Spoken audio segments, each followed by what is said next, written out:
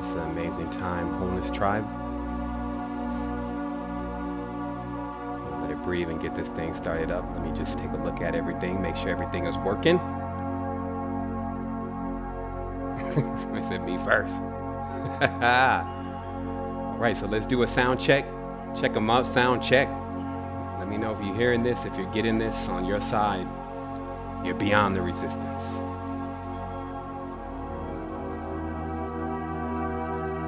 Background music going on here. Slow that up. All right, Wholeness and Balance Vibrations Tribe, we're going to get started in just a minute here. And but before we do, we need to do a little sound check. So if you can hear it come through, let us know. I think the levels look a little low, so I'm going to pick them up.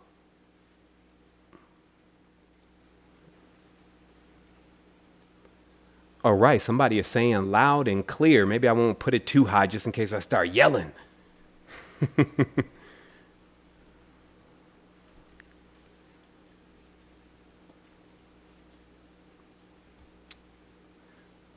All right, family, Wholeness, it's exactly 4 o'clock. We're going to take a quick look here at some metrics, but before we do, we have a couple announcements. Here goes one of them.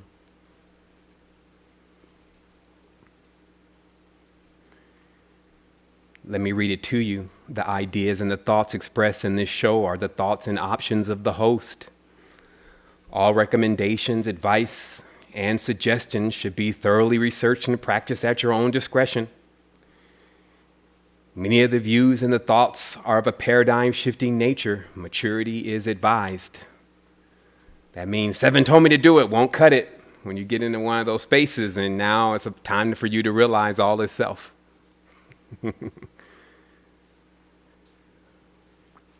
All right, so I'm sure everyone gets that.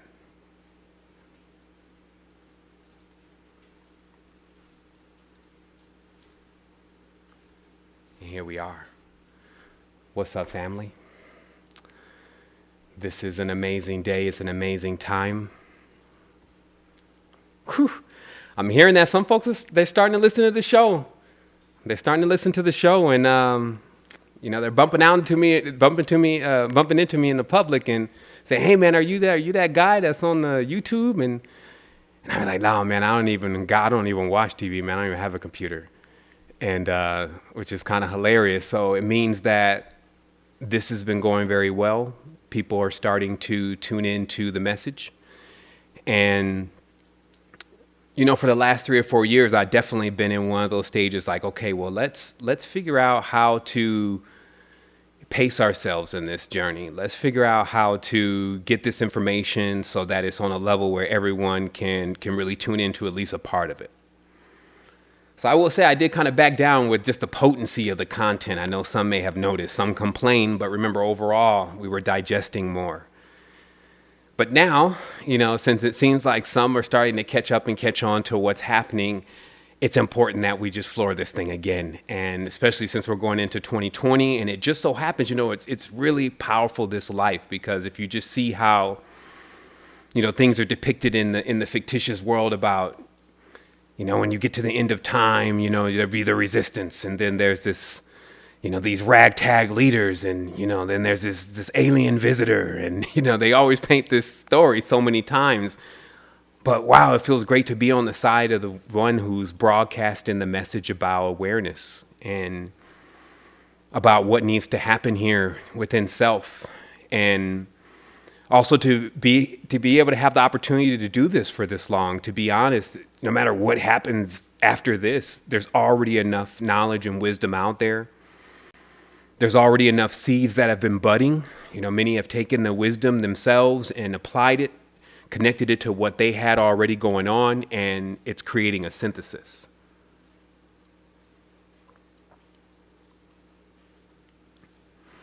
I wanted to send a big thanks out there to the ancestors and to the pillars, those who've been holding space, the foundation. It's a real thing.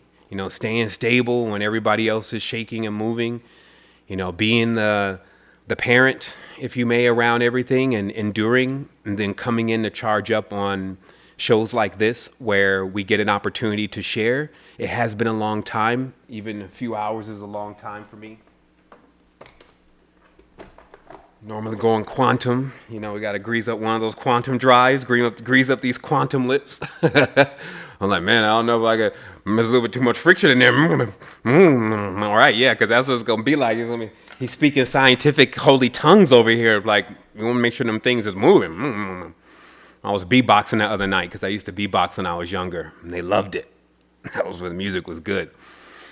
And I was beatboxing the other night, and I said, man, we carry a beat, we carry a tune, we all carry a beat and tune. And I've always had this bass thing going on. I'm always like holding up the bass line. Everybody has their instrument, right? And so that to me always meant that, I was the foundation. And even if times people were walking on me, then I shouldn't be surprised, There's a lot of knowledge and information that's out there and wisdom, and it's building. And as I said before, many are starting to echo some of what is being said here, and that's great because that means that we're going to get some shake. We're going to definitely get some vibrational frequency rising and happening here. So, one of these, you got to really be like, man, how am I even going to come into this? Let me get my shirt together. Like, I spent 30 minutes trying to think about one button or two buttons. I couldn't figure out where to put my hands either. It's like, man, where do I put my hands? So I'll try one button for those that think I've just Miami Vicing it on you. Like, damn, you just chest all out, Miami Vicing it. I got my girl here, But anyway, so I put one button up so that way we tighten up. So again, I've just been letting it breathe so that way everyone that's coming into this conversation can actually dive in. And it's 5 minutes in, so, some of us are late but right on time, that convenient, I move on my own flow. I'm going to be 30 minutes late.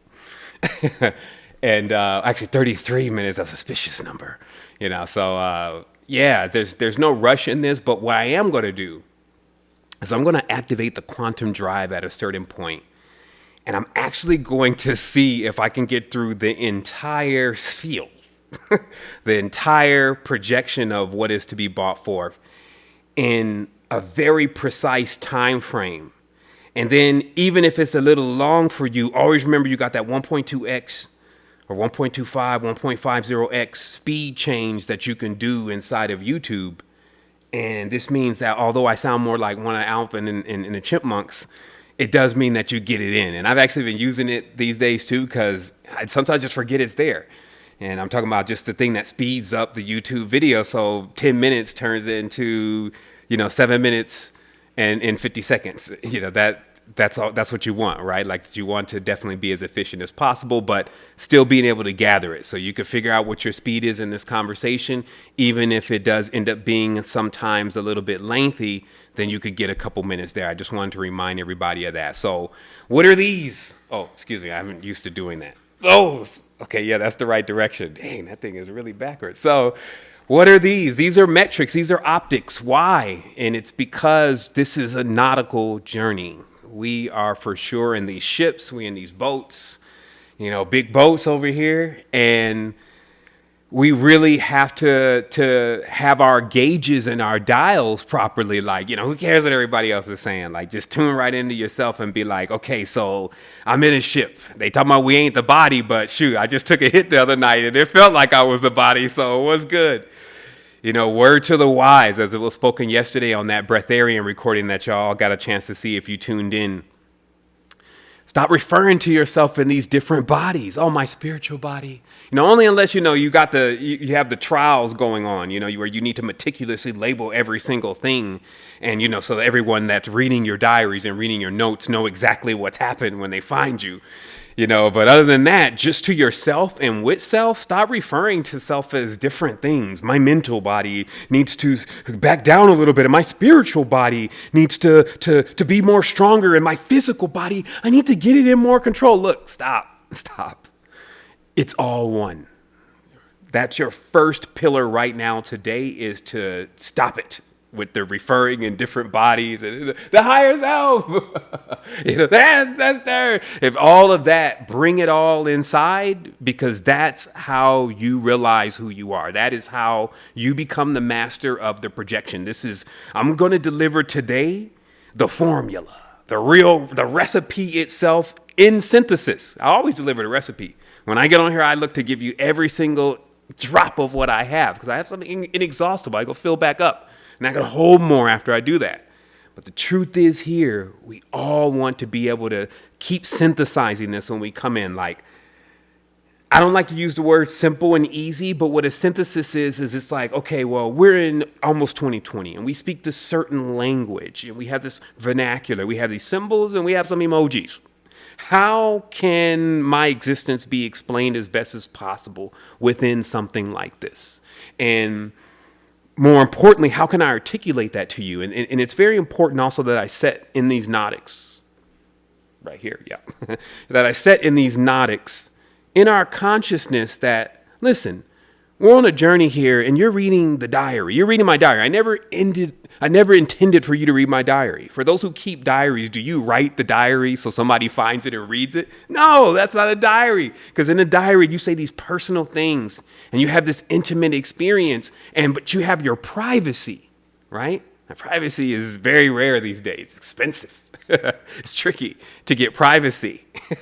For real, like especially with third eyes active. Like what kind of privacy could you have against something that can pierce, through the thinnest veil? So truly, what I work to do is to keep myself as real as possible by not narrating my journey to you, but just allowing you to read my diary of the experience that I'm going through, because I set out to figure out what happens when you die,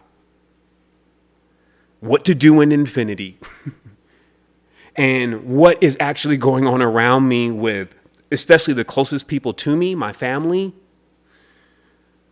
my land, my nation, my creed, my code, all of that. I sought out to figure that out, just like anyone would embark on some journey that, they would want to become a scholar at what they're doing. But it was an exploration. It was an adventure. It wasn't like an Indiana Jones thing, but it was greater. It was something that was very real and continues to be real. And also, as I'm learning how to use this human body, which a lot of us need to start admitting, hey, this may be your first rodeo. As I'm learning how to use this human body and to be in this physical plane, as they're calling it, hint, hint, or wink, wink, in this physical plane, I'm just starting to get bearing. And that's why the nodics are here. I'm starting to get bearing of what's really going on and what's really important. Now, let's take a look really briefly, because I'm over here, and this is kind of how I do things. Let's go over here real briefly. This is how I do things, because this is the dream. I can actually, let me see if I'm pushing my updates here. Let me push my update. The screen looks a little soft to me. So we're in this dream. Let me hit this record button and see what it does. Okay, that doesn't work. Okay, let me not play around with that. And this is the Morpheus dream, and this is what it looks like. So that still makes me, part of the team, right, Flat Earth guys? I mean, don't bang on me. But this is the dream. This is Morpheus. And as Morpheus is moving about, we find that right now, over where I'm at, Hercules is moving through, right? Hercules. Hercules. So we find that Hercules is moving through. And it's because also this is a hunter moon, right? So you go look at what kind of moon is it? They got these different moons: beaver moon, deer moon, hunter moon. What does all that mean? Anybody check back? Check back on that? Why are they naming these this way? Is there something to do with the light? Hunting is a something that you don't want to just not know what you're doing. If you're going to go out there, either you're not going to catch something, or you may end up getting hunted. At best, you may waste time. At worst, you may not come back. So if this is a hunter moon, what is it so special about this? And what do hunters need? They need light. They need darkness, and they need light. Because there's a nocturnal realm. You ever seen some nocturnal animals? Watch some nocturnal, like there's geckos around here. They're like nocturnal. There's a lot of lizards. They roll in the daytime. They don't handle the nocturnal. Spiders, a lot of spiders are nocturnal. They come out and hunt, right? But then there's these two different worlds. And I'm here to tell you right now, so it's very, very clear to you, before we even dive in and activate this quantum drive, that you are betwixt two different realms that are totally different. You are betwixt, meaning you are right in between two realms that are totally different. So you have a choice. And that choice is either to be two different people, which is what we call fake, two-face, or really get bearing of how to actually tread into both worlds and also to remain in balance as you're going through your cycles, as you're going through your spiral. So I'm going to show you a couple things here, okay? Just a couple symbols that you know, okay? Just some symbols that you know.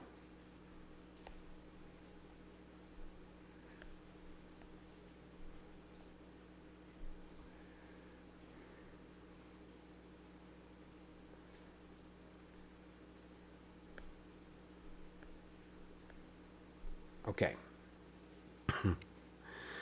This is our K emoji. It just means that you are in between. Okay? First of all, big welcome to all those in the chat. Max, Gabriel, Fauna. Take a breath here. Tyrone in the house. Nintu, for all those coming into this space and holding this space. Let me see if I want to see. I can't even, let me just pause this over here, man. I don't want to touch anything because things are working so well right now. So I'm excited. But of course, these are your symbols. I can draw lots of these. And what they say is they say that we're connected. And they say that we're connected in between. All right, so I'm just checking the chat here, make sure everything's on point. I'm going to remove somebody real briefly. Or actually, you know what? I'm going to let the moderators do that. Okay, there we go. I got moderators. So that's the other thing. We got moderators on deck. Yeah, I forgot to explain to everyone some of the protocols, especially look, if we engage the quantum drive, we got folks jumping all around the cabin. Oh, you're going to get splattered in here. So I will set the mood and set the tone for a minute. Excuse me. Let me back up. Skrrr! One moment.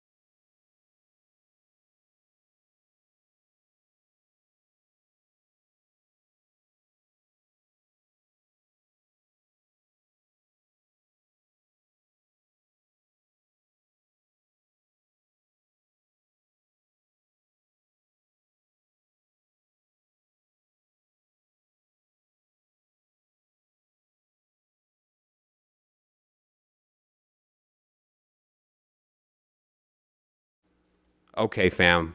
I see what's going on. Okay, so we had no sound for a minute. Excuse me. I see why I'm getting phone calls like, yo, why y'all calling me during the show? It's like, man, is that live over there? It's like, no, man, you ain't got no sound. Okay, let's get some sound up in here. So what I was saying is I was talking about dialing into this space. And I was talking about if you look into why you're here, if you just came to be entertained, then there was other options. If you came here to find yourself, then you came to the right place. You actually came to where there was another version of you, had you done the things that I've done, seen the things that I've seen, know the things that I know, and this is exactly what you would be doing. And that's the benefit of us all being unique, because we're all in these different spaces and different times, but we're using the same equipment. This is the quantum equipment of consciousness. And what this equipment allows us to do is it allows us to dial into every single point of the space if we choose. If we choose to actually see ourselves as beyond what we think we are, what we've been taught that we are, and we go on this journey together, and we get to a stage of being able to open up an entirely new level of existence. So that's what I was talking about before I figured out that we didn't have any sound.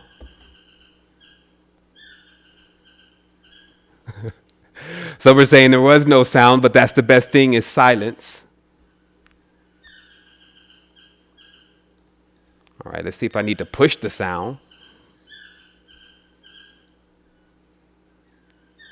Some saying they hear fine, because some say it's dipping in and out. So let me just give it a minute. Let me let it breathe. Some are saying no audio.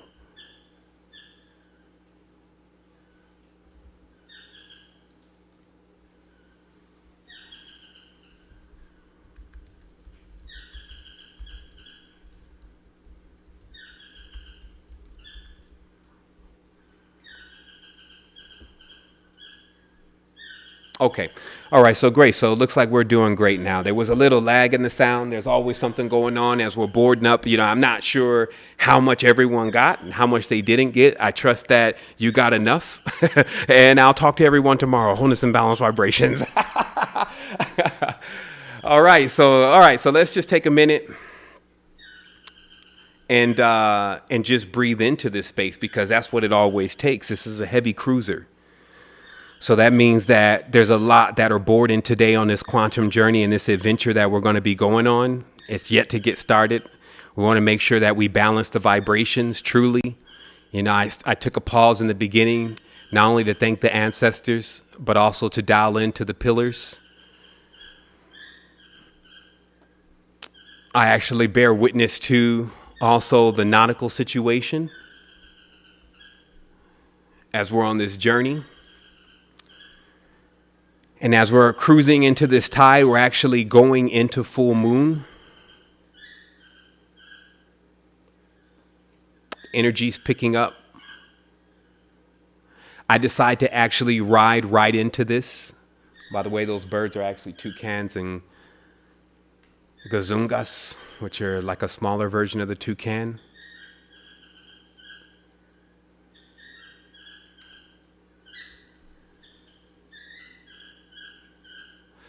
All right, family. So let's go ahead and take off with this then, since I understand or understand at this stage that everyone is listening. And, you know, I know there can be a lot of distractions. So I'm also going to close my window down here. I just want to make sure that we onboarded properly. It's a good thing that I had it open. I am going to open also my communication line with my moderators again. Now I know that they were trying to call me because there was no sound. I also am looking at I'm looking at your chat. So if there is something that kind of comes offline, just let me know there.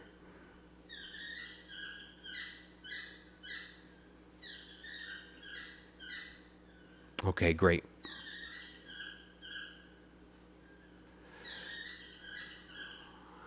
All right, so it looks like sound was also out for about 6 or 7 minutes, and there's a lot that could be translated in that process. But instead of going backwards, I'm going to go forwards, and I want to continuously let everybody know here that we do our best.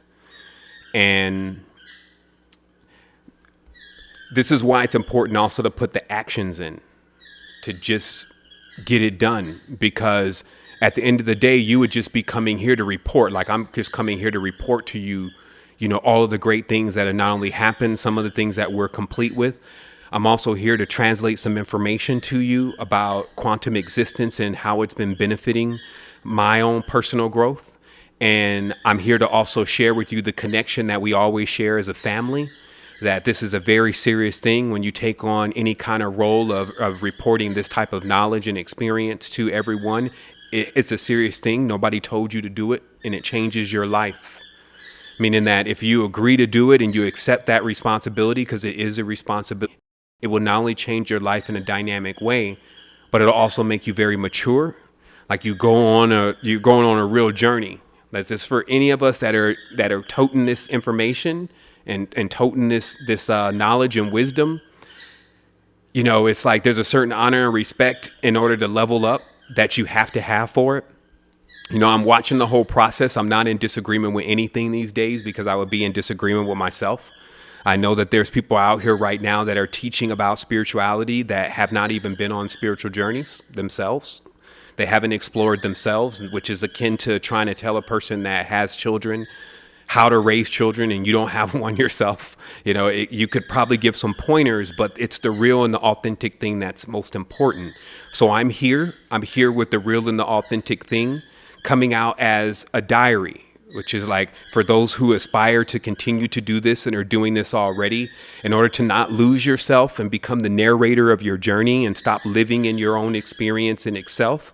The way you should do this when you're communicating with people is to start visualizing you yourself opening your diary to everyone and that they're reading it. And that's what you're speaking. That way you can remain on your journey and your adventure and nothing slows you down or holds you back. Like we have to really think about that. Like you get into, let's say, teaching the knowledge, healing people, repairing things. You're spending energy.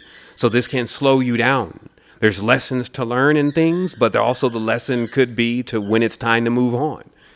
So in all of this, we practice a certain level of precision. And I only say practice in this tense is because balance is something that always must be maintained. It's not something that you do and I'm like, I'm good. I know everything already. I got it now. And you're in infinity. I want to take also a moment to a word to infinity. And what really happens here in an existence that never stops.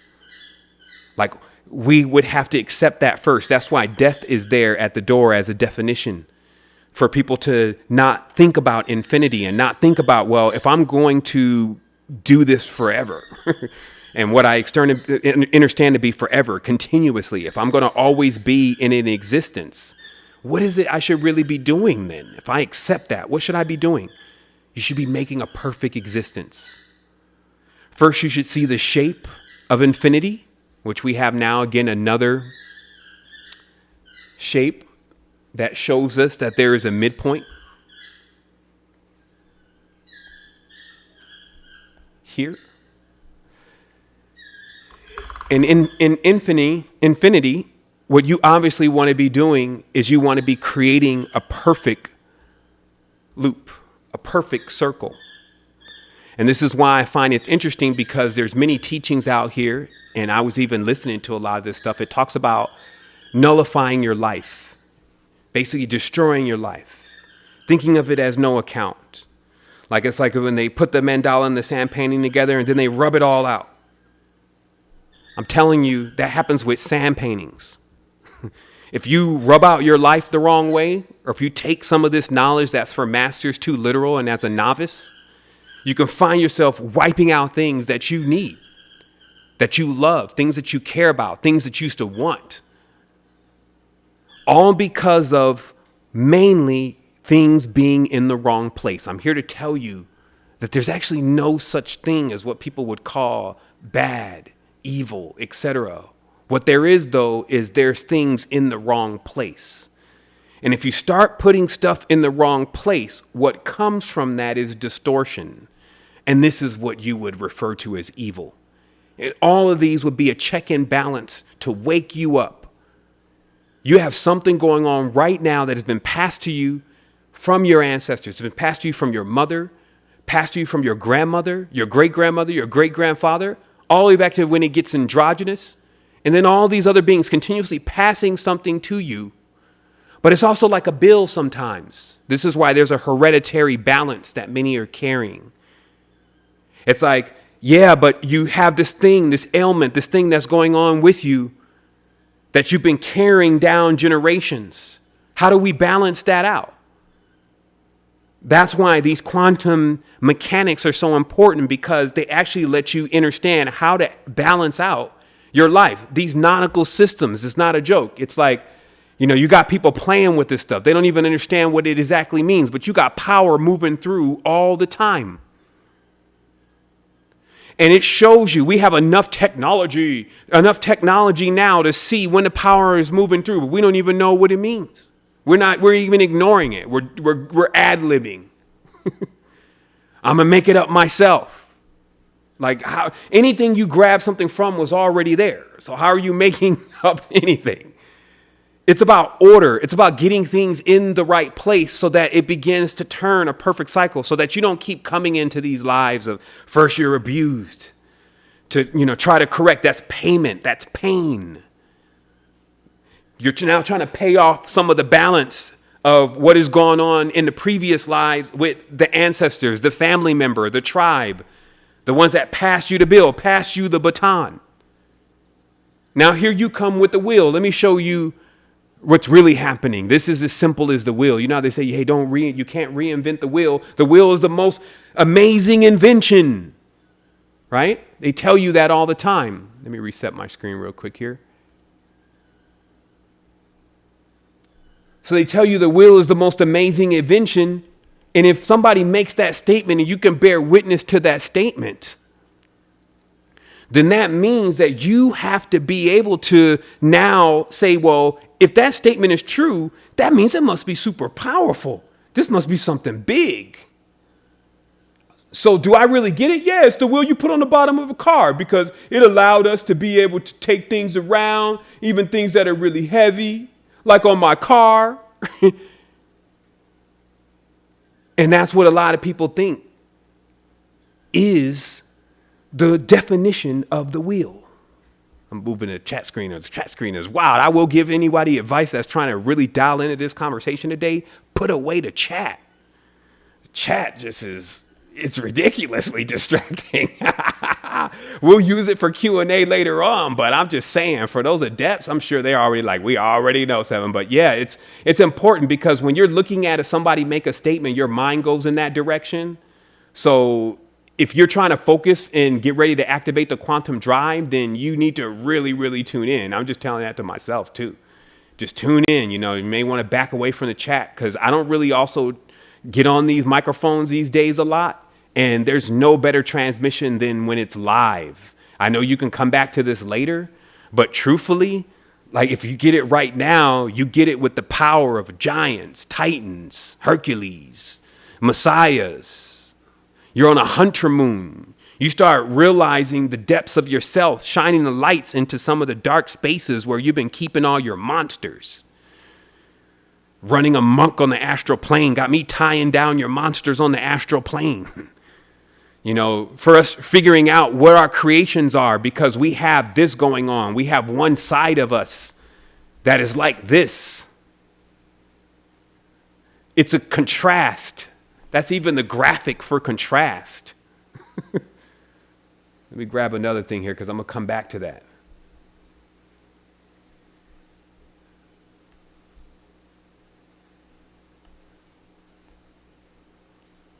I want to make some of this very clear, very briefly. So on this wheel, we know that we have this word will, and we know we have this word will, okay?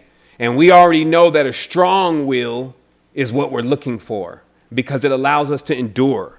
Because if your will is not able to endure, it starts whopping. It gets entropy. right? So it's not balanced, right? Because when you have a wheel has to be balanced. And what do you balance wheels with? Weights.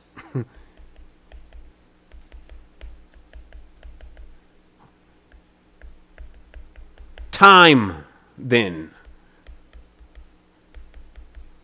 Time for you to figure something out. What are you really trying to figure out? Well, look at everybody else's problem. That's all you have to do. Figure out everybody else's problem. Everybody's so busy judging. They're so busy talking, yap, yap, yap, yap, yap, yap, yap, yap, yap. Now they think they know every damn thing. But how much are you putting into application? How much are you truly studying and mastering? I propose these questions to myself. The laws of karma and dharma. People think karma means the good thing, or the bad thing that you get from doing something bad, the outcome of something bad. And they think dharma means the outcome of doing things good. And the laws of karma and dharma don't even obey the laws of a binary good and bad system. Karma means action. Dharma means to bind together. To bind together action. That doesn't even interpret into good and bad in English. Let me show you something else. Let me show you how this is all working out. Why everything is just in the wrong place. You got to figure out, just like on this wheel, you got to figure out, what are these called? Type that in the chat box. What are these called in the wheel? Let me see. I'll even wait for a minute. What are these called in the wheel?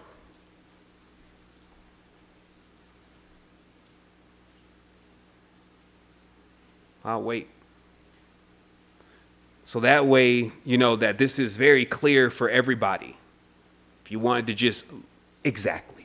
Thanks, Miles. Okay. It's called the spokes.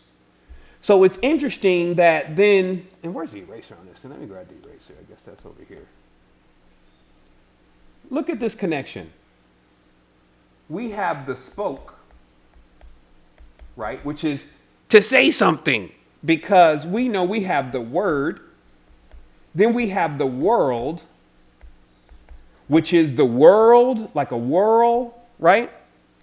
And then we know that this to speak the word creates the world, okay? And this is the like it's not that complicated, but what happens though is that if you're out somewhere else, if you're gone fishing, if you're missing, none of this stuff actually connects. And so people keep doing things. They keep doing things that don't actually prove at all based on their actions and their knowledge that they're actually ready to go beyond. Like they're really betwixt these two different worlds, but they dare to venture beyond this because what do they keep doing? They prefer the small circle. They're doing everything they can to stay where they are. They're not actually listening to the advice that they're getting. Meaning that when we say, hey, man, the judgment thing, like 10 years ago, 5 years ago, the judgment thing, this is what's really causing the problem. I can't say I got rid of it yet, but I can show you in the language that once you break the wheel, like it's this half of the wheel is a D, right? So once you break this wheel, all the diabolical, devilish distortions start. That's why all those words begin with D. You could talk to you turn blue in yourself, till you turn blue in yourself and in your face about how a D doesn't roll. A D will not roll. And this is what they're warning about. This is what they're calling the devil, the evil. It's the distortion. And the distortion is just not having things in the right place. It's not about eliminating anything. How are you going to do that? How are you going to be everything and then eliminate a part of yourself? Where are you going to put it? That does not make any sense. And that's what I was saying about the quantum consciousness, because it takes the quantum consciousness to start realizing that it needs to start taking this, that you need to start taking this medicine. And that if you take this medicine, then where you get to is so far beyond where things are. You start changing the entire space around you. This place is big enough. This is not just earth. This is a consciousness, and this consciousness is big enough for you to literally live out your entire experience based on anything that you can add somewhere on this realm. Like there's so many unfilled spaces that there's just nothing out there. There's beaches here that as far as you can see with the palm trees, the white sand, the clear ocean, the warm water like a jacuzzi, there is nobody. But yet in the city, everybody is in the race, right? And then they'll have their reasons. Okay, they'll have their reasons. So what I want to actually bring up here is that then if what you speak and what you spoke, and I'm not just talking about dissecting words through etymology. People keep, I'm glad that I was able to transcribe a lot of the words in the Code of Matrix, but I think it's starting to go too far. People are finding their ways and not even being able to talk anymore, only going into conflict because they haven't learned how to put the other half of the words together. Let me show you something. Basically, it's always the same problem. Let me show you why it's always the same problem. Just things are not in the right place. The person will regress right back into duality again, which they know will keep them in the small circle. And I'm sitting here telling you, if you can't actually agree with something of what's going on and know what place it has, it's because of your lack of wisdom. So let me show you how this kind of works. This word, morning, and again, I take my own medicine. Like, that's why you're reading my journal. You're reading my diary. I'm not here sitting with you for you to say, well, Zevin, last time you said, well, first of all, if you told me that, I'd be like, where'd you hear that? And you're like, oh, man, I read your diary. I was like, what kind of shit is that? Why are you in my diary? You see what I mean? So what I'm saying is that if I'm going on an experience and then I learn later on things mean certain things, or I should take another level or another stance with how I'm approaching my consciousness and how I'm approaching my wisdom, and then you happen to be getting that transmission, well, whoopee-doo, click your heels together, because it's going to save you time. It's going to save you space bucks, galactic currents. It's going to save you so much. You're going to be the Prius on the realm. You're going to be back on perpetual, just seeing other people's mistakes and watching them fall down the ladder of lights, which is like having a wheel with broken spokes. Okay? Like, that's what it'd be like. You ever rode a bicycle tire that the spoke was messed up? No, I did. I used to be a bicycle fan when I was a kid. GT Dyno, Haro, but first BMX, right? First Huffy. Remember the Huffy? The Huffy was hard to pedal. Not that Haro, which you lift with one finger. I'm in there with the cheapo, the thing where you can't lift with one hand. Right? I got the handlebars welded together. And that's how I started. So I know what it's like to even ride on rims that are made of that hard plastic. You remember the hard plastic? It wasn't really a tire. So I rode on the hard plastic and even rode that thing till you couldn't ride it no more. I've fallen off the handlebars and hit the front tire. That was me. Okay? So I know this rodeo. That's what I'm saying about supreme and quantum knowledge. You start seeing it everywhere. You're like, hey, I can call it out of everything. So check it out. How morning's in the wrong place. What does this word mean? Is any of my Moors out there? What does this word mean? It means black. Or what you would say is dark.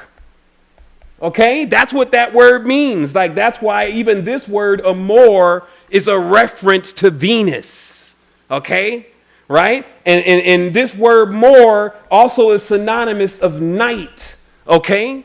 And let me show you this power. So sometimes when people get up now, they learn that this word morning seems to be very close to the word of being sad, though. Like, they've taken the word morning and made the word morning mean to be sad. Now, this is the linguistic, this is what I said, the code, what's going on in the codes. Because now, in this language, the original language that this comes from, this word that you're looking for that actually means sad is actually lament, not mourning. Because what mourning actually meant was around 6 o'clock p.m. It didn't mean 6 o'clock a.m. Okay, it meant 6 o'clock p.m. because during the 6 o'clock p.m., the sky would be progressively getting darker. And then this thing will go on called morning, which was a process of basically ushering out the synthesis, which is the sun. The sun is now going into another space, so we're ushering it out. It's like if I'm leaving the house for the night, I'm like, okay, y'all, we had a great time. It was man, I can't say enough. I'll see everybody tomorrow, but I'm about to go. So then when we're all leaving, like you ever left with your family, everybody's hugging, but you're coming back though, right? So if somebody starts crying and, oh, don't go, why? The sun's coming back tomorrow. I would hope. See, the reality here is that the sun doesn't come back tomorrow, then none of us are coming back. So there's no reason to be sad about something that's coming back. So the word mourning doesn't mean to be sad, but it is an observance. Okay? And now, if you put this word, though, at 6 a.m., now what you've done is you turn everybody upside down because the word is for 6 p.m. So everybody, good morning. And they're like, all off balance, all off time. And it begins in stuff like that. Because if you stopped with just interpreting this word as meaning bad, mourning, sad, then you missed how to even crack the code of this word because you missed the other half. You had this part, but you didn't have this part. And it's because of that people keep perishing. What it is to truly perish, the second death, to go below the speed of light, basically to where the spokes are broken and the actual weights come off, the gird. You see, this is all what's been talked about in the high levels of the ancient knowledge about weight. That was the name for Sirius, was weight. They counterbalance planets with this stuff. Why? It show you counterbalance yourself with these experiences in these time. Because in this time, there's only really one thing that you're learning. I'll speed it up for you. Time traveler all the way at this point. Like, I just gone quantum. Like, people be wondering why, I don't even talk to them on the phone or I don't call them. It's like, yo, if you didn't see me on the other side already, or you saw me but you couldn't interface, that just means you need to get yourself together. But for me to get on the phone in physical reality, talk to you through a droid with all of this stuff that I have going on for 2 or 3 hours, do you know how critical it is that I don't do that? Seeing that in 10 years, I've been pioneering and the tribe has been pioneering with me a massive message of awareness. And now we're ready to take it into another stage and bring it from the virtual into the physical. Now it's ready to go into birth. And it's a real thing for us. But while we're driving along the way, finding every single point, stuff that we have to do ourselves collectively, meaning that there's still millions of people in the world that will benefit from this. There are people with coffers enriched with thousands of pieces of monopoly money, valueless, basically. And they're just sitting on it, watching us trudge through building it. And by all means, we've been able to build it. And I'm going to show some of that here in a little bit. But it's just hearkening to what's really happening here. There's stuff that it's like it's teaching everybody around me who we really are and what we came to do. And also that by all means, no matter what you're saying, if you can't figure it out, then maybe you should go back to video number 1. But we got something going on here and nobody is going to shake this foundation. And from this foundation, we're going to build things for the kids. We're going to build things for the women. We're going to build things for the men. And we're even going to take things so beyond and so vast. We're going to start looking into these microscopes and telescopes and all these other different life forms and entities that have been all creations that we put together. And we're going to begin to synthesize and connect. And that's what we're going to do. And that because we know there's no such thing as death, we're going to prepare for a perfect loop. A perfect loop. A place that we build that every single thing that is going to benefit you and get you through the experience will be there. And that means having the contrast. That means having every single aspect of how we go through this journey. There's times that you may feel afraid, but then you will be comforted by those that are around you. There's times that you may feel that you can't go on any further, and then some other part of you will lift you up. There'll be times that you realize all of this is just to make you sharper and to give you a greater experience to know who you truly are, to teach you your powers. And we'll be there celebrating with you as you come into that aha moment. And then when you learn also that all of the real words you say and we all recognize, but they're not in English like,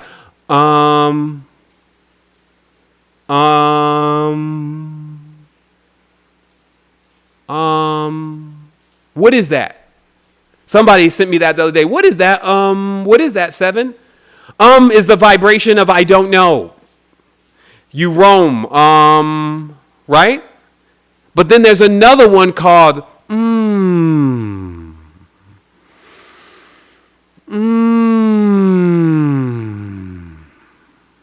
Tastes good. Tastes good. Like when you eat something that you like and you love because you have attached to that in your consciousness, this liking and loving thing, you remember, that is remembering. That is forgetting. So next time you even find yourself saying something, especially some of us do say a lot, and you find yourself going, start training yourself to go, and you'll find you will catch the next bridge of thought right away. You'll catch the next spoke, because it's tones and vibrations. Shh. All of that, that's the real language. And then what you have laying over the top of that is you have this English. Okay, so never forget that your highest level of connection is within the mantra. In the mantra, you don't need to be taught. You've been doing and yeah. You ever just somebody just that's the language, okay? So, it would be great if we just had like a listing of all of those. And then you could see how you speak and how you create, and then how you lay this other GUI called English, a GUI, another GUI on the top of that. And then that becomes your experience, that this is a layered experience. And this is why I keep trying to tell folks, man, there's layers to this shit. There's levels to this. I know you want to start off right now at 21 and just get right here. And by all means, if they slam you through the quantum mainframe and that happens, hopefully you still are able to shake off, just the experience of the what do they call that? The after effects of time travel. Meaning that there's a pace that we go at. There's predecessors. There's ancestors. There's a cycle, just like what you see with these waves right here. Like, look at these waves. What's happening here? There's a real flow here. You got some folks, they just want to jump ahead. They don't see the power of the cycle and the rhythm and the rotation. Okay? And I can explain this. Let me explain this a little bit more about this rotation, this wheel, these stages. So 1 to 7, you're an infant, you're a baby. You're an infant. You're sleeping most of the time. You're into yourself. You're focused on your own little world. You're mostly self-centered. 1 to 7 years old.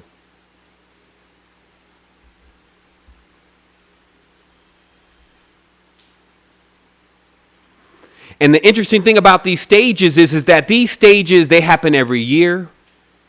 They happen every month. They happen every single week. They happen every day. They happen every hour. They happen every minute. They happen every second. They happen every millisecond. You get where I'm coming from? The same cycle. And that's why certain people have way more power, because they have way more precision. They're not trying to mess with the big cog. They're down there in the minuscule area of where that first microsecond is actually the first stage of an infinite baby's life. And they've been able to compress their consciousness and dive into that moment. I'm talking about beings that download everything you've been doing and everybody's been doing on Earth all in one moment, because it's just an algorithm. It's like, what's the algorithm? Bam, okay, I know everything. I'm all knowing about Earth and all those spaces in that cosmos that work on that spiral. And I know that system. And now, because of my precision tools, because if you notice in industry, that is the big difference. Those who have the factories that cannot produce the precision and cannot keep creating the same thing over and over and over again with a level of precision, that's always looked at as the cheapest stuff. But those who have the mechanics, the gauges, all the dials, the schematics, the experience to continuously produce exactly every time what is desired to be produced, That's the expensive stuff.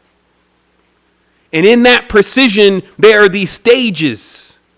And when you know these stages, you gain quantum precision. Why? Why do you need this? Because if you remember with the wheel, there was another thing that went with the wheel, and that was that people wanted it and thought that it should be perpetual. There was this thing about this perpetual wheel. It was like you couldn't even mention wheel without mentioning perpetual. I want to bring something up here. I'm even going to literally divert real quick from what I'm expressing. To just say,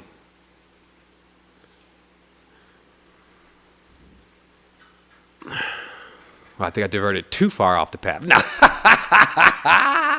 But just say, just relax, laugh with it. I was going to go into something real quick, and I just thought of just taking a break and just doing something odd. Just taking a moment.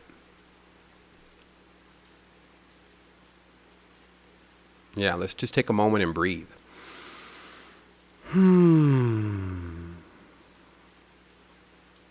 Yeah. So we see these stages.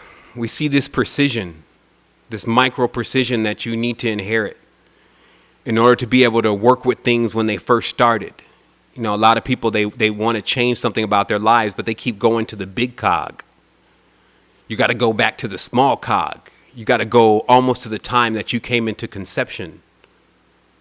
I kept having this dream recently, and I was always ending up at my granddad's house. And dream kept happening over and over again. It's like the 8th time of having this dream over the stretch of 2 years. Until I finally thought of just asking my mom where I was conceived. And it just so happened it was at my granddad's house. And I realized, because every time I was going into this house, I was trying to find this secret. It was like a secret book. And this dream spanned out over like 9 different dreams. Like I'm in grandfather's house looking for this secret book. And there was always these different kind of agents and aliens and all this trying to stop me from getting to this knowledge. They even had a hidden door, a hidden room, and all sorts of stuff in these dreams playing out. But this is just a metaphor for understanding that you're hiding yourself from yourself with these stories of these aliens and these stories of all of these different things that are supposed to be different than you. You would then be hiding yourself from yourself. And it would be this mystery that you would keep looking for, this mystery book. Because we know the book's got the words and the pen and the snake and the wisdom and all that stuff all rolls together. And so my life is the dialogue of the book of all of our lives. I'm just archetypically experiencing something that I'm sending the transmission to you on so that you can reflect, like I have in these notes, that you could just remember what's really going on. Your conception point was when the secrets and all of that began. That's when the special thing that nobody wants to talk about, the thing they don't speak of, all of that, that's where the magic, as they call it, that's where it all was. So when you're going to your conception point, imagine some feel like that it's going to take them a lifetime or lifetimes to even get back to when they were a child. Some feel like they can do it only in one moment. I'm saying that those are the cycles, those are the stages. So if you know every single part of the stages, you can take yourself through these micro experiences in order to be able to activate the quantum drive, in order to be able to get into that space of yourself, which only can be accessed through precision. You would need the precision tool. It's a surgeon's work. And then you can go in there and actually fix the things that throw everything off balance later on. And even in the experience that you feel like you're having now. I'm talking about a quantum upgrade. And it just comes in the awareness. Now, these stages are something that we're going through. It's something that we're experiencing. And that's why always it's like, hey, look outside. Look over here. Because then you're not reading yourself.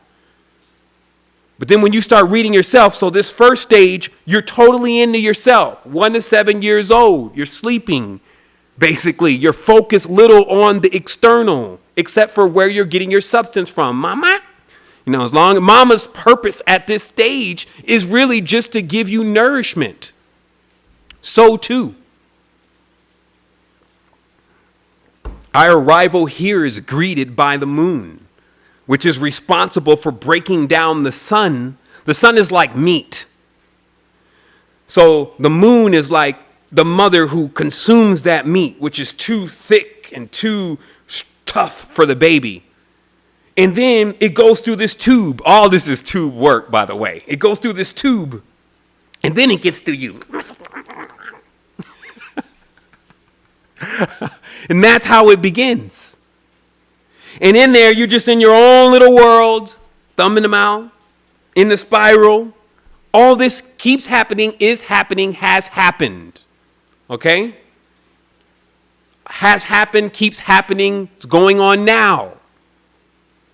So the first stage is you're into yourself for that first part of it. And then the second stage, 7 to 14, you're young, you're a teenager. Okay? And now you can see what happens. Now you enter into this realm of fantasy. Right? This is when you start thinking about and projecting things. 7 to 14, you start having what others would call friends. You would become attracted to the opposite sex even between 7 and 14. Meaning you start to become aware of opposites. See, when the child is younger, that first stage, there's no awareness of opposites because everything is within. I'll show you this knowledge will deliver you every single thing that you need. Every time you run these circuits, every time you turn this wheel with perfect knowledge, you're actually increasing your power and your awareness because your power is your awareness. Your amplification is what makes you static. It's what makes you present, what makes you appear. Okay? And so when you learn the sequences of how you move, you're able to begin to work with that in order to actually become a higher vibratory, let's say higher vibratory being, and then to be able to balance in those high vibrations with these mechanics. Now, this is an 8-spoke wheel. Okay? That's why he said it's the Dharma wheel. This is the 8-spoke wheel. 1 to 7. So now you're infinite. You're infinite. The baby moves on. Now you're a young teenager. 7 to 14. Now you're entering into this realm of fantasy. This is all about, teddy bears and flying dragons and unicorns. And so you're using now the projector. You're starting to get experience with how it works. Also, awareness comes in, this ego thing, as they call it, which has a use. You can start reflecting on yourself.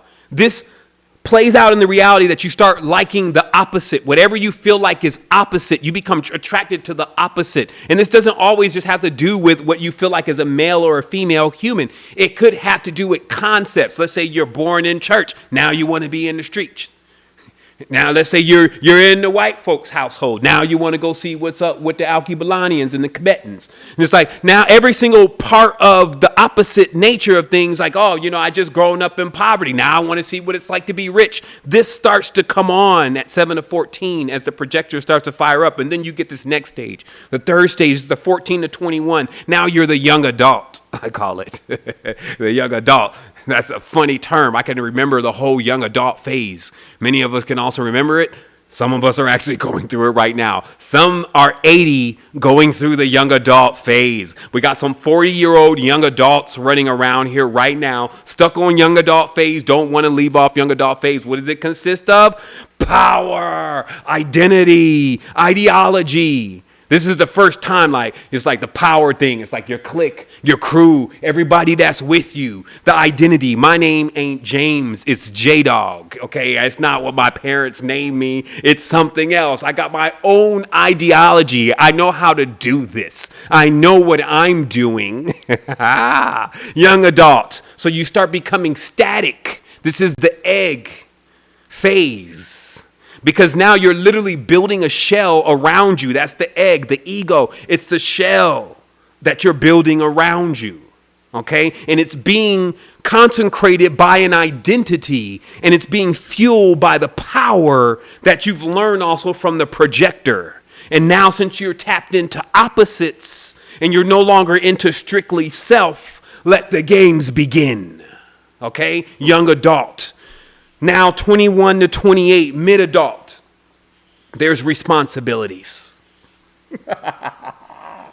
Immediately, once that phase can't last long, because in that phase, when you're talking about all this power and identity, all you're doing is creating a lot of responsibilities that you thought were going to be rewards generally at this phase because you didn't have any wisdom. And I'm going to explain that. Let's say, for instance, you're working to get this car. And you're like, yo, I got like 4 more weeks. And soon as I'm done, I'm going to put this down payment on this Toyota Tercel. And I'm going to be that thing. And that 2 weeks comes, and then 4 weeks come, bam, you go and you buy that thing and you jump in that whip and you ride out. And you think that because you worked hard, which you just did for that 4 weeks or however long it took you to save up, that now here comes your reward, this car. But in truth, the car is only another responsibility. Now you got to put gas in it. If it's nice, you got to keep people from stealing it. You got to wash it. So what you thought was a reward, which is a totally different thing. This is what happens with the words, because people start using all of the same words. So they think, oh, yeah, I'm going to go and get me a reward. No, what you got is a responsibility. And the more those responsibilities start piling up, now, you know, the young adults shift the responsibilities every time. And that's why you have a lot of these so-called adepts running around here, always shifting the responsibility and the blame over to something that most of the time they can't find, they cannot see, and they cannot control. Because that is that same aspect of trying to throw the responsibility of the most heaviest, grievous things over onto somebody else. Okay, or something else. Make it somebody else's fault beside your own. But you're the creator. Creator don't want to take responsibility for the creation. So you're almost like a father or a mother that doesn't want to take care of the child. This is pretty much a lot of people's condition on the planet, because they have all these different things that they created in their youth. And now they're running amok and they just want to neglect them. Oh, that nightmare from my past. And it's really about tapping into the quantum drive, because with the quantum drive, literally the will, you can actually have the power to whip things up, to actually take things out of that imbalanced stage, even with others, because others are self, and actually start really destroying evil, which is just the distortion and the ignorance that as creators, why are we really creating the big stuff? Why isn't there a conscious apple? Like this, I might take a moment to get some light right directly on me, but there's, all these other, Toyota and all Ford. And, even when we get like a half-conscious company, Tesla, everybody's like, yeah, but why haven't conscious people been able to just like create their own thing? Oh, because I guess we're a little young. I'll give it, we're a little young. Now it's time to get mature, because there's casualties to this. The bills keep carrying over to sisters, brothers, aunties, uncles, children. The bills keep carrying over because some are not grasping what is the will. Why am I here? This is what this is about. The will is why you are here. It gives you the strength. Once you know why you're here and where you're at, those is the orientation. Right? Like where I'm at, so I can become an original. This is what this is about. So now, let's say, for instance, now this mid-adult phase, it starts to become grievous. See, when the will starts taking on too much, right? The weight is what starts to really also throw it off balance. So that's why during this phase, and remember, this could be micro minutes also. This could be Bach tons. Also, quasars. This goes on over long periods of time and micro periods of time. I just don't want you to focus on just the age. When I say, 21 and 28, because you may say, well, I was mature when I was 8. And that's because your fast ass, no, I'm joking. It's just because, serious. Some people are moving so fast, they're not even going, they're skipping the phases. So what does it mean to skip a phase? Let's say, for instance, I had to skip some phases when I was younger because for a while, we didn't have a mother for a while, for just a moment, right? So I had to skip a phase and become the caregiver, the person who was actually taking care of things, the parent. So I skip a phase. But when you skip phases, it sounds great, and that's why I always do trying to tell those that I'm mentoring, it sounds great to jump really far ahead, but remember, it just means you get hit harder when you make mistakes. truly you want to go through the proper phases and cycles. But if you're forced to skip a phase, what you also do is you break spokes. There's no spoke in the wheel. It's like he just totally missed when he was 7 to 14 and then totally missed when he was 14 to 21.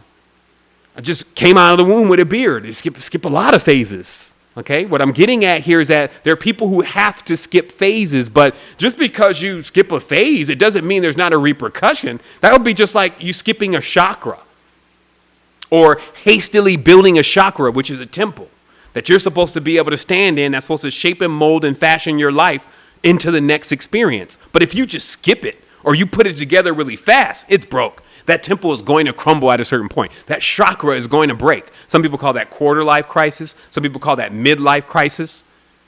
Right? So what we're talking about today then is we're talking about having a quantum precision tool to be able to go back into the original chakras and actually make the adjustments to take you beyond the speed of light, to actually get you into a quantum vibration so you can bring quantum solutions. Okay, so now let's say this next phase. Got 28 to 35. This is the mature adult. Definitely I got more mature in this phase because this is the time where now you start to actually instruct from experience. Actual experience. There's still that. There's this thing called experience that many people went through, and it meant that you didn't actually have to go through that if you didn't want to. But if you want to, by all means, go ahead. But there are many that will try to speak to you from experience because they've already been through it. And the only way they can do that is to begin to reflect once more, to turn back inside and look at self, see what self has experienced and learn what took you to the next stage, what held you back. And then when you talk to others, you start instructing from that level of experience, okay? So now wisdom is in place. This is also the time where generally the cosmos will try to kick up a child for you. Okay, now remember, some are in these microcycles, so they had children, so they went through this phase earlier. Some went through it later. But this is the time, since you're now ready to instruct from experience, this is a perfect will. Now your wisdom is in place. Now it's time for you to actually be a parent of something. Now we talked about that parents could be a company or projection that you create. It could be an actual child, but it's just anything that now you have to rear it. You're personally responsible for guiding it into its awareness of who it is. Okay, so this is the responsibility that comes next in the wheel. And then finally, you have coming to 35 to 42.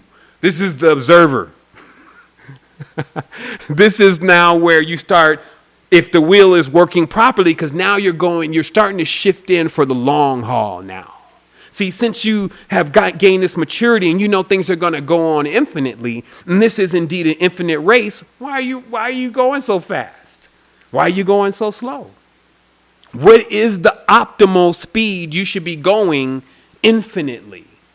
You see what I mean? Because if you go too slow, well, shoot, this wave it'll roll right over the top of you and rip you. It'll rip curl you.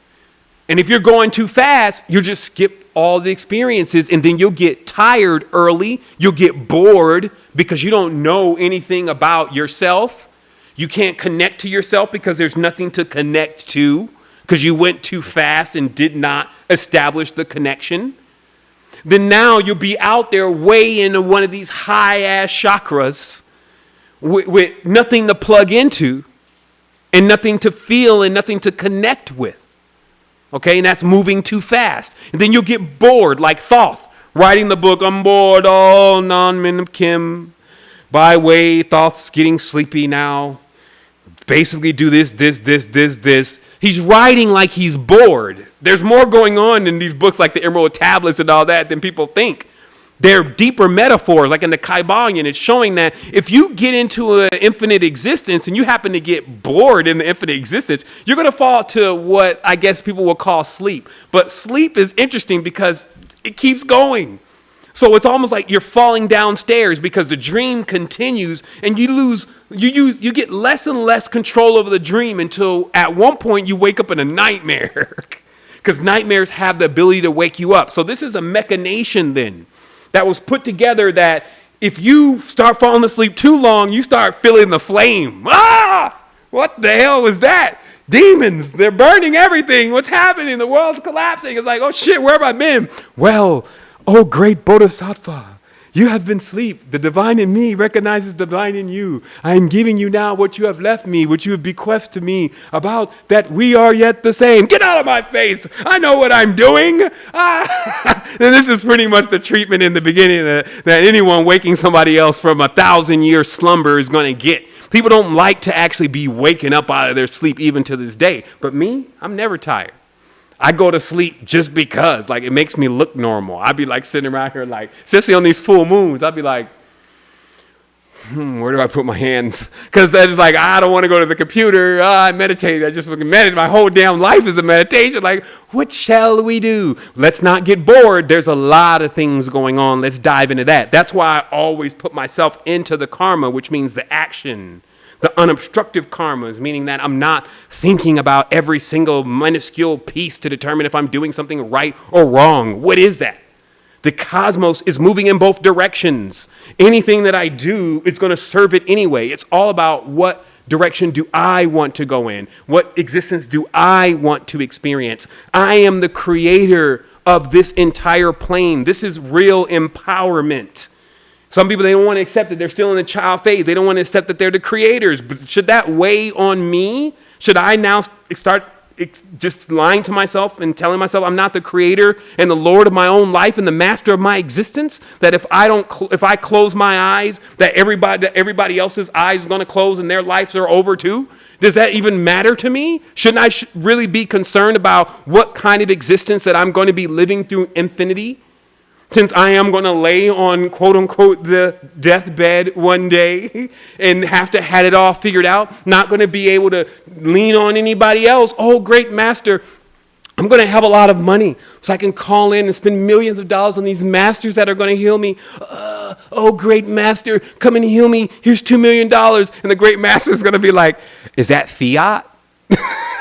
Serious. It's some of the things that we cook up in our mind about what is really going on here now need to be checked. And the way that they get checked is actually understanding just what the wheels and the cycles really are in existence, and actually be able to map out what you're doing and what you're experiencing to the wheel of life, so that way you can start building a perfect existence. That way you know where you are, and you also know where everybody else is. And then also, when we talk about synchronicity and how to synchronize things, then we even know what we're synchronizing. Right? And where are we really at, and where do we really want to go? And this would be because we actually had an infinite plan, something that our children's children could live in, something that would still be here, like fermentation has been here since the beginning, stuff that it's logical. You know, I want to take another sidebar here to just the knowledge of fermentation. So they were trying to build a 10,000-year model. Meaning that some folks that get paid billions of dollars, millions of dollars, have been called in by some of the largest companies, even Microsoft, to actually create a 10,000-year model, something that can last for that long. So instead of trying to figure out how exactly they did it, or what they exactly created, what I'm more interested in is what was the process that they had to go through to try to gather that kind of information. Because it then would be from that process that I could gather much more than just trying to build a 10,000-year company. And part of that process is the first thing is figure out something that has existed that long. First. Find something that has existed 10,000 years here. And it just so happens, because 10,000 years is a long time. Now remember, this is money on the line. So it's not going to be one of those fake stories from NASA. It's not going to be some old Paleolithic bone that is 10 million years old and from the Paleocinthian era and stuff that can't be verified. It's got to be, if I'm going to give you a meal ticket or two for this information, it's got to be based on something that you could check back. And so what they found out, that's where I always go. I go where the facts are. Where they found out is that it was actually fermentation that is an art or craft, because that's also what they're looking for. It's not just a happenstance, something that we've been doing from a skill-based level for this long and that has endured that test of time and still is with us today. Okay? So we're not just talking about something random here. And what was found out was that actually fermentation is just that. It is something that is a process in itself. To be able to ferment, to make beers, even to make kombucha, try to do it. It's not just something that you just, okay, I'm going to go do this. You got to know what you're doing. That is something that has to keep being passed down. It has to survive. It's a technique. It's a trade. It's a craft. Okay? And so what I learned ultimately from it, though, was that when you strip all of that back, what people learn how to do, because fermentation happens anyway, it's called decay. When something is decomposing, they learned how to take something that was decomposing and make something out of it that gave everybody more life, more happiness, more joy. See, there it is there. In the 10,000-year model is only the blueprint of the wheel in understanding how to put things in the proper place and how to keep things in perfect balance by anything that you think is the bad stuff. That's fertilizer for the tree. But you don't put it in your face. You don't put it in your mind. You don't put it all in your eyes. You don't take feces and crap and throw it in your mouth. No, you put it down there in the soil and you let things grow from it. You see? So that's what I mean by everything here is perfect. It's just about what place it's in. And yeah, you have people now putting feces inside of their mind, looking and learning and practicing things that are destroying their temple because they're placing heavy weights on the light areas. Like, you know what happens when you place all your problems in your mind? You're putting something, the mind is so fragile. It's like wind. It creates the wind in the world and the clouds.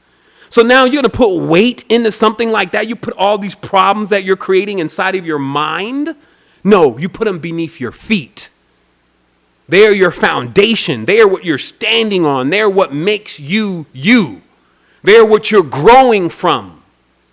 Now, do you got to keep going through that, though? Once you set base pillar, do you got to go back and do it again? If you do, that means you're not a great builder. There's a process. It doesn't, hey, no harm, no foul. I'm not going to give you the reward for putting us all in a building that crumbles. No. But I'm also not going to set you on the stake like others haven't done it too. And now you're the first person to ever make a mistake and not build a strong foundation. But I will charge you.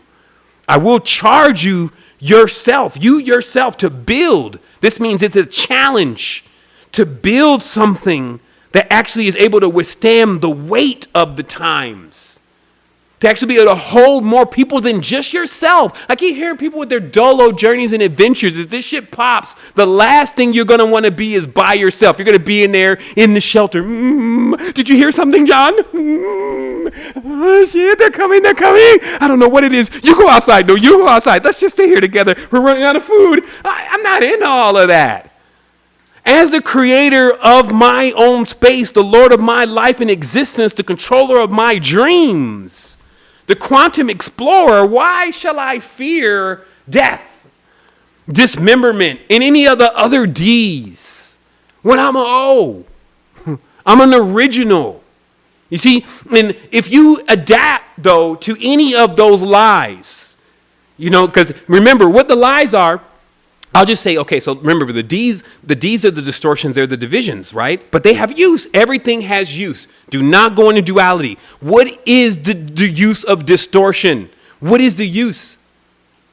It's broken down.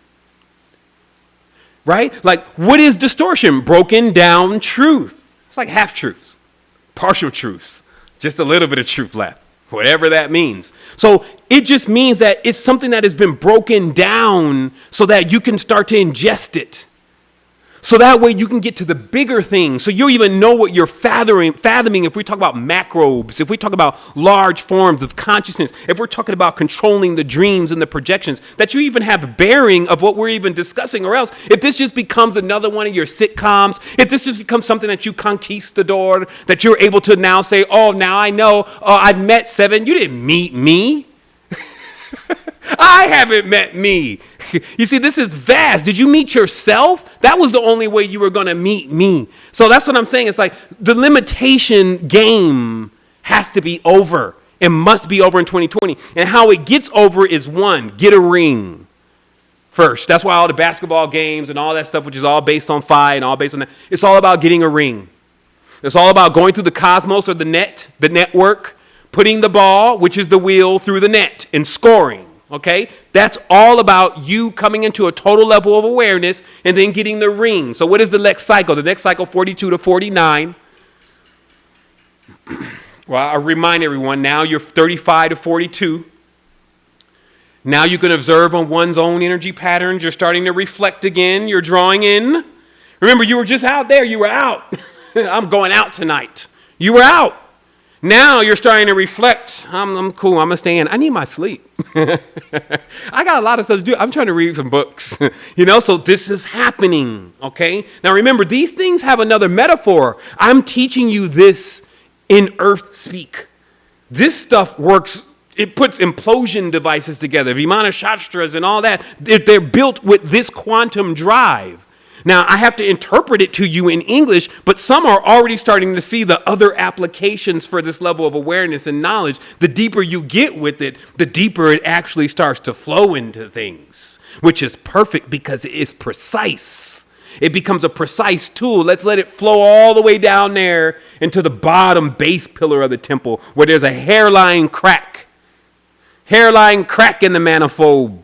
It's getting too hot. And if that thing blows, all of this is gold. All of this goes. Who cares about your crystal crown chakra kingdom? If you get broke, all that shit's going on eBay. So this is about getting a ring. Every single level of life, mastering. I leave nothing behind. It's all always with me, but everything in its place. How does one do this? Right? So this is what we're talking about. 42 to 49. Now you're settled in. It's like a tree. He's settled in now. Okay. Finally, look at this. It's only 49, and this is the wheel. Okay. And the being is just now getting settled in. As if it's aware that it actually has infinity. Some of y'all be looking at folks right now, and you're like, man, why can they be asleep? Why are they asleep? Well, it could be because they still realize they have infinity to wake up until they hit the fire. So stop tripping off of it. Get on to building something already. It's like, if you woke them up, what would you be waking them up to? Your nightmare? You better get something built. So 42 to 49 settles. You're settled in your aims. You aim to find and merge with the truth. Because now you have so much to reflect on. You've seen so many things now through the experiences. Now you're trying to be like, so how can I live the ultimate? Now, it's unfortunate that you think the truth is good, just good. You want to play the truth now.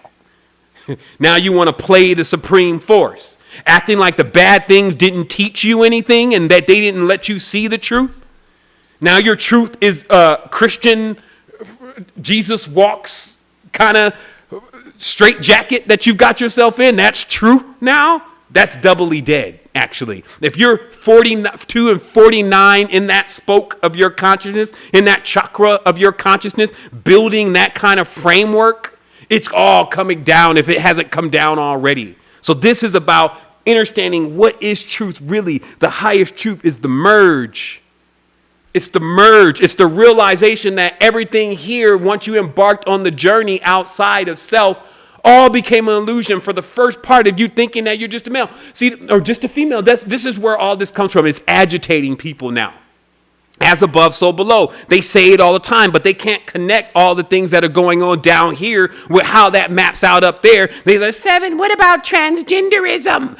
And you mean androgyny? If you're looking at this small, distorted little piece of what is trying to come across in the physical plane with them trying to tell these kids the LBGTQA plus ABCs about how they're not really a male and really a female in their distorted way, well, that's obviously how that will play out.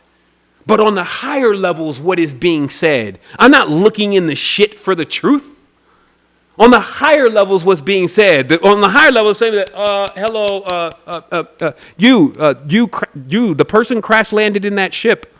Here's the thing about the ships. Like, the ships kind of have drives that either go in one direction or another. So when you jump in, you actually believe that you're just going in one direction. But that's why you actually were the being before you jumped in the ship, because that being actually can go in both directions. It's actually a cosmos. It's masculine and a feminine, as you would call it. But there's also like a neutral in between there where you can kind of stay in balance, because all of the power numbers for balance all have a counterweight stuck in between them.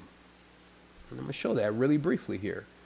All of the numbers for balance have a counterweight stuck in between them. Come on now with the plus sign. There it is. Check it out. This is what I found odd in the numbers, and I finally was able to explain it and figure out what was going on. The path is full of all types of riddles. I'm like, what is this, a role-playing game? Y'all been playing too much World of Warcraft. Whoever built this realm is like, damn, we don't level up till we hit the next 150,000 experience points. So check it out. You got this one, okay? That's your 3. There's a balance. There's a balance in here because, you know, your scales,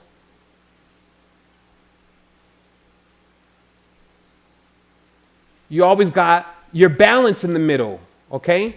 So this means that the numbers that you call even are not actually the balanced numbers in the way that you understand the word, which is just, again, wordplay, because all the evens don't have a balancing component, right? But in English, this word even means balance. It's just wild, okay? So here, you got the numbers 3, you got the numbers 5, you got the number 7, and you got the number 9. Now, if anybody wants to argue with these other numbers in their philosophies, let them have at it. But if they're going to argue against the 9, because they're arguing against the 9, then it's ridiculous. How do you obtain balance? Because you have a counterweight. This is the counterweight, okay? So just like even this cycle that they call the 8-spoke wheel of Dharma, there's a counterweight in the center. They say, oh, what about? That's 8. No, there's a counterweight in the center. And that's just what I was explaining about with all of those different designs that I showed earlier, that you're actually the counterweight. And in order to inherit all your powers, you can't be in here believing that you're just one small aspect of consciousness, whether that's a color, whether that is some level of what you would say is of gender preference, okay? Because the androgynous aspect of the character are still in play right now. Like, you got people actually on YouTube arguing about this right now, fighting, dissing even the ancient cultures and everything, misconstruing everything. They're blind, and their gods are blind to the truth of, because you have a problem with women, or because you have a problem with men, which is you having a problem with yourself. Now, you've chosen to try to make one greater than the other, so then you don't even get a chance to be invited into the holy marriage to see how they're both work together, always will be together, could never operate in what we would think as separate. The moment you would pull them apart, everything would power down. There would be nothing, no thing. So all of this is part of one component, and that is supreme knowledge. That is master knowledge. And those who don't know that, it's easy to tell them. It's easy.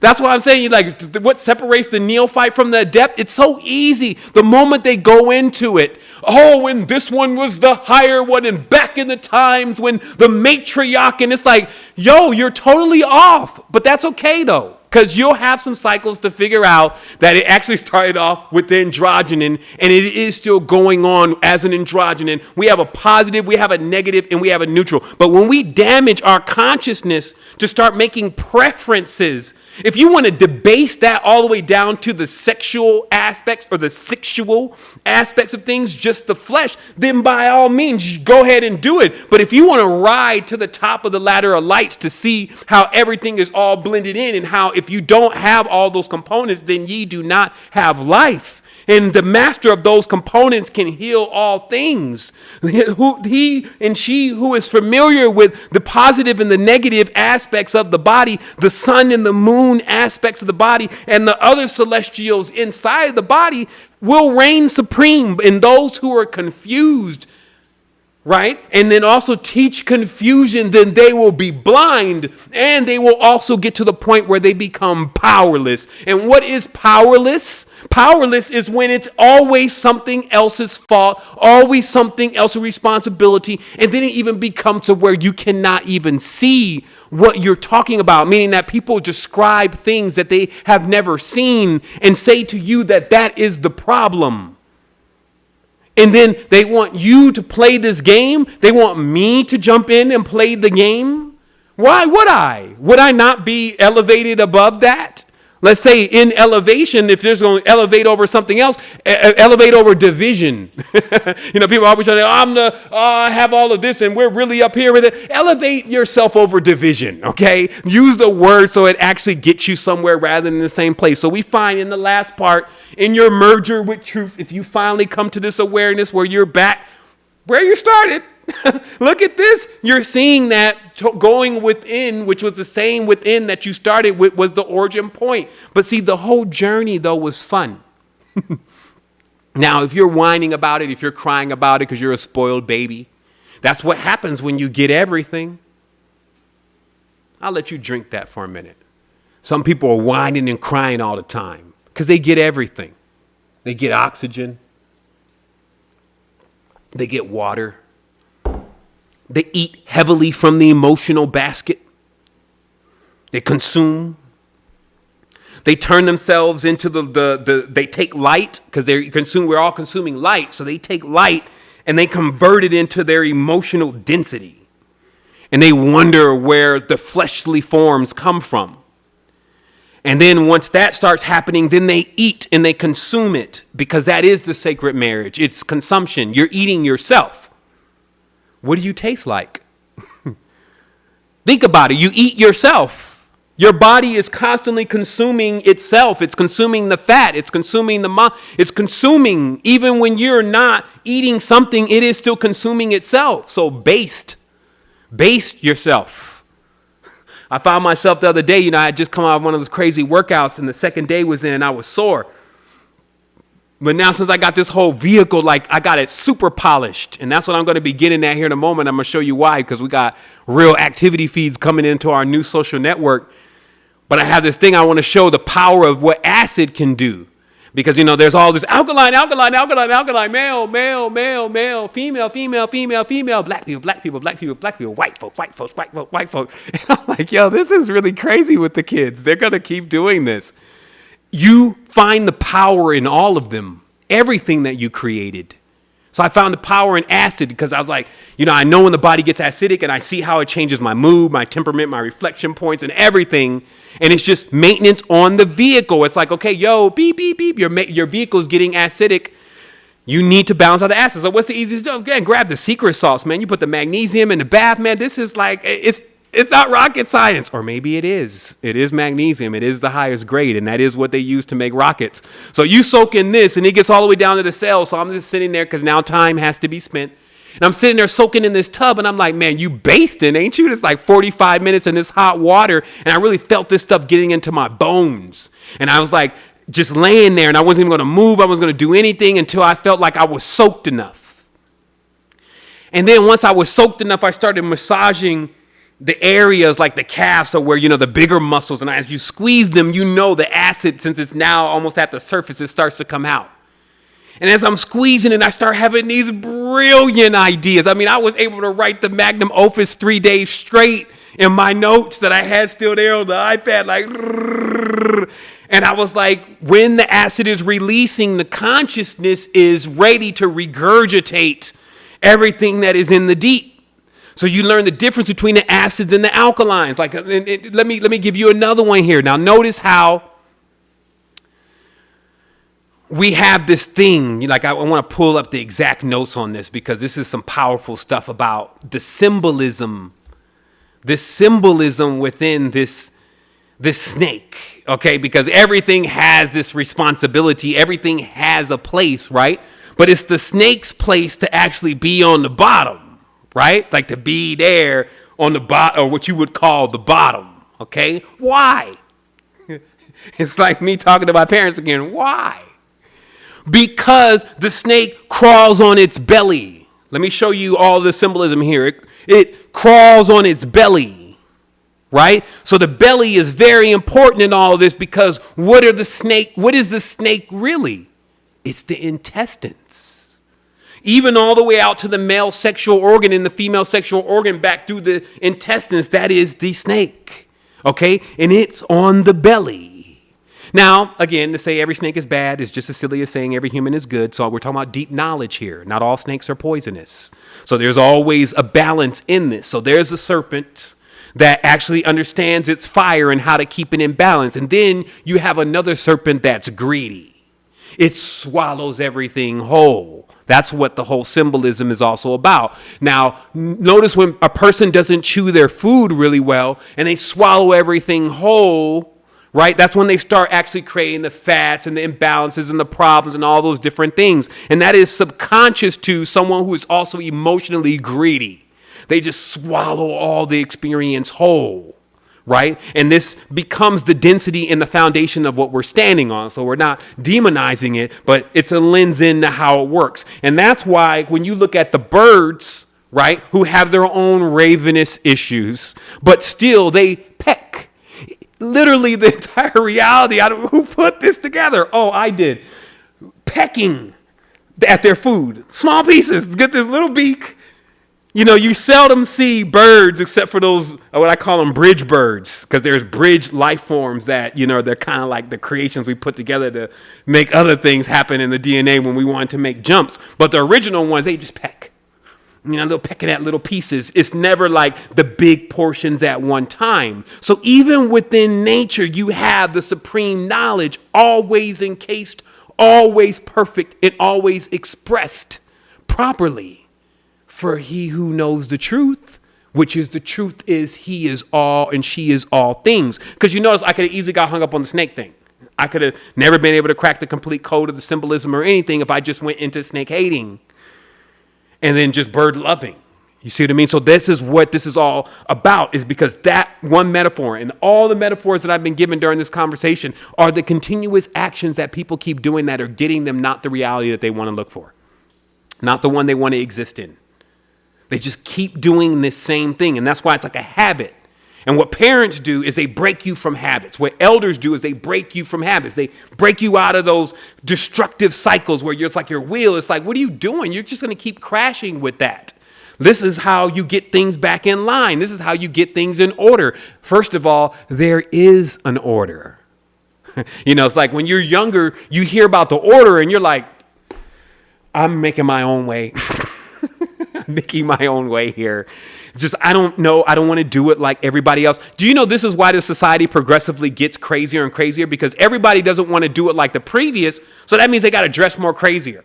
That means they got to make more crazier music. That means they got to explore and experiment and bring more things in that haven't been figured out yet, because we want to get a change. So that's where all that comes from. So as an observer, that's where you have to be. Just an observer. He's like, I see.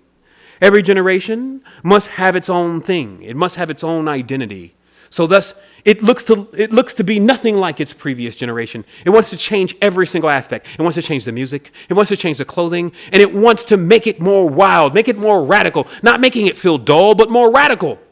But over a procession of 10, 20, 30 times, soon the actual existence itself became so opaque, so distorted, so blurred from what it truly is and always has been and should be.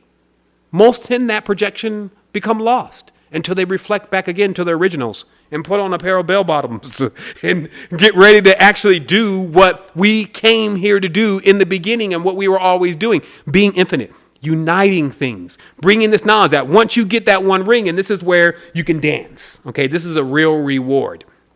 Once you get that one ring, you don't have to actually repeat the entropic sides of the cycle anymore. Okay? I'll say that again. Once you get a ring, you don't have to experience the entropic sides of the reality anymore. You don't come offline. You don't get bored. You ignite the perpetual machine. See, the perpetual machine in itself, this is the machination, the human being, the perpetual vehicle.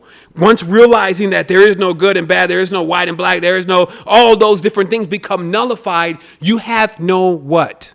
Friction. Okay, because in the mechanics of perpetualism, okay, like perpetual mechanics, why is it that they always say that something is not perpetual? It's not that there's not great machines being built.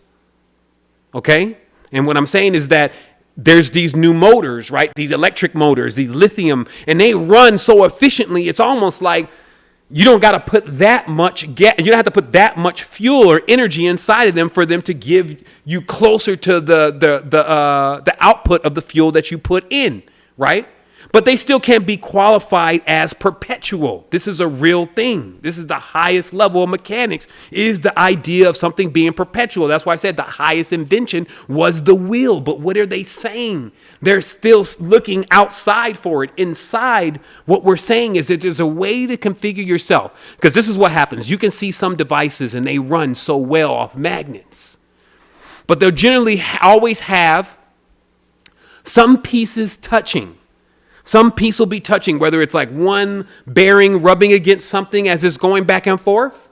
And what they say is that because there is friction there, eventually, even if it takes 500 years, that rail will eventually wear off because of that friction. And then that makes this device not perpetual.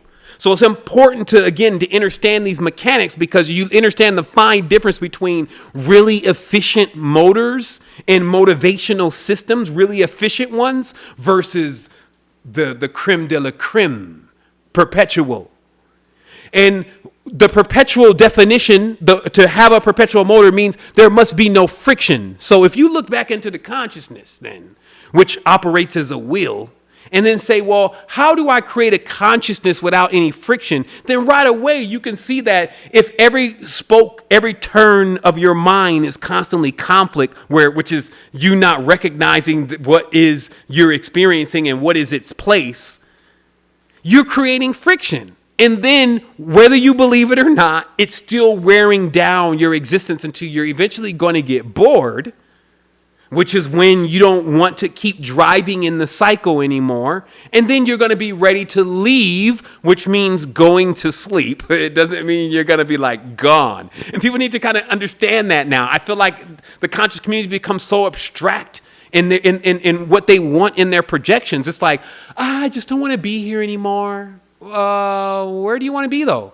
I never thought about that. Well, shit, if you're not, okay, stop. If this is going to work, this secret thing you've learned with the manifestation stuff, where are you going to manifest yourself into? Like a black bag or something? Like just like a space of like a nothing? Yes, that is where I want to be. Okay, well, get in the closet then and sit over there for a while. And then I'm sure you're going to come out and probably even check your phone and want to get back into this. Let's get way more cohesive with this experience. Like I said, that's what's going to be the running title for this show, is Don't Delete Your Life. I just let it be gone quantum. And I put it that way because a lot of these teachers are teaching, especially the Tibetan master, and he's so master, and he says to just throw it all away. It means nothing. And it's like, but he's not paying rent.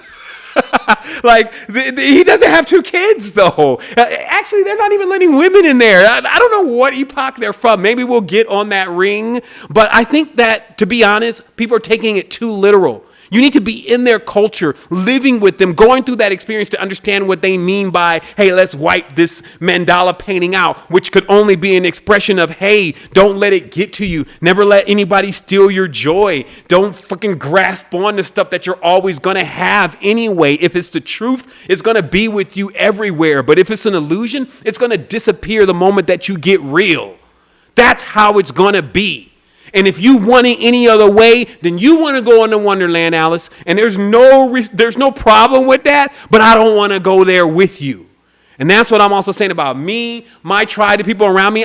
We don't have to go to Wonderland for anybody that wants to play around with the mechanics of the great creation in a way that is not balanced and harmonic with what the ancient laws and the gauges and the measures in which we have now, all this power and technology is showing us is true. So that's what I said. When we ride the wave, it may be difficult to get on it. Like I think when I jumped on this phone call, I probably wiped out right away off the wave. I was like, hey, we can't even hear where you're coming from, but I'll get back up on that thing again. But do you know what it feels like I woke up 3 a.m. preparing all of this stuff and putting all these things together and then re-upgrading the software. They deleted all of the different things. I put it all in there, perfect for everyone. But then if you start and it doesn't come out perfectly, what do you think you feel like? Well, as an adept, you feel like doing it again. You see, because you know what? The medicines, they don't make the person. They don't make you spiritual. The books, they don't make you spiritual. I've seen people, they go on these long ass journeys. It's like 8 weeks on the journey. I'm in ayahuasca, I'm in the jungle with this, and we're out here, and they come back the same person. I'm like, man, are we even drinking the same ayahuasca? How did you make it back here with your ego? Like, I just want to know anyway, just from my own memoirs, like, you just drunk 8 weeks of ayahuasca and you are still talking about, division and all this kind of stuff. Like, man, we're drinking this different medicine. But no, it's not that. It's just that those medicines don't make the person. They can help you, sure. They can improve things for you for a moment, sure. But ultimately, it's your choice to whether you want to regress back into that same mode and just bring ayahuasca residue with you.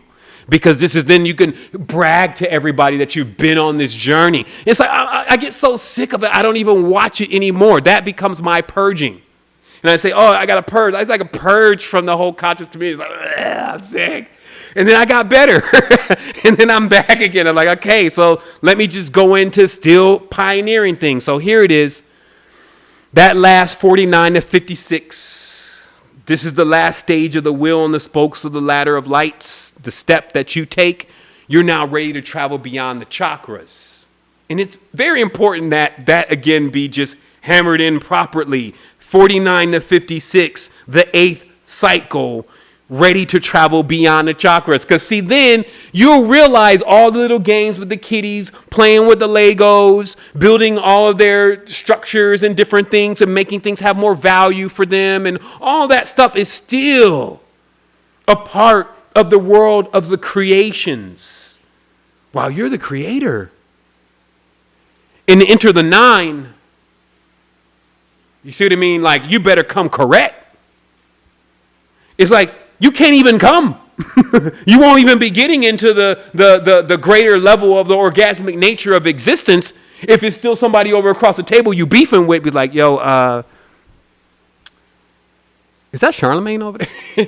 You know what I mean? You got still somebody you're beefing with over there. It's like, that's not how the mechanics work. You just understand their place, right? So that should be clear. So now let's think about this. Let's reflect upon this. Sometimes, and in many cases, we do what we hate. That's why we don't want to actually start running the judgment game, because then it starts getting run on you and then you get billed. Like, all this is about now, right now, is cosmic banking. People are getting billed. They've overvalued life and the emotional experience. Right? And now they're burned out. They're in debt. So their wheels are not really turning. It's like the ka-ching, ka-ching, like on a slot machine. The wheels are no longer turning.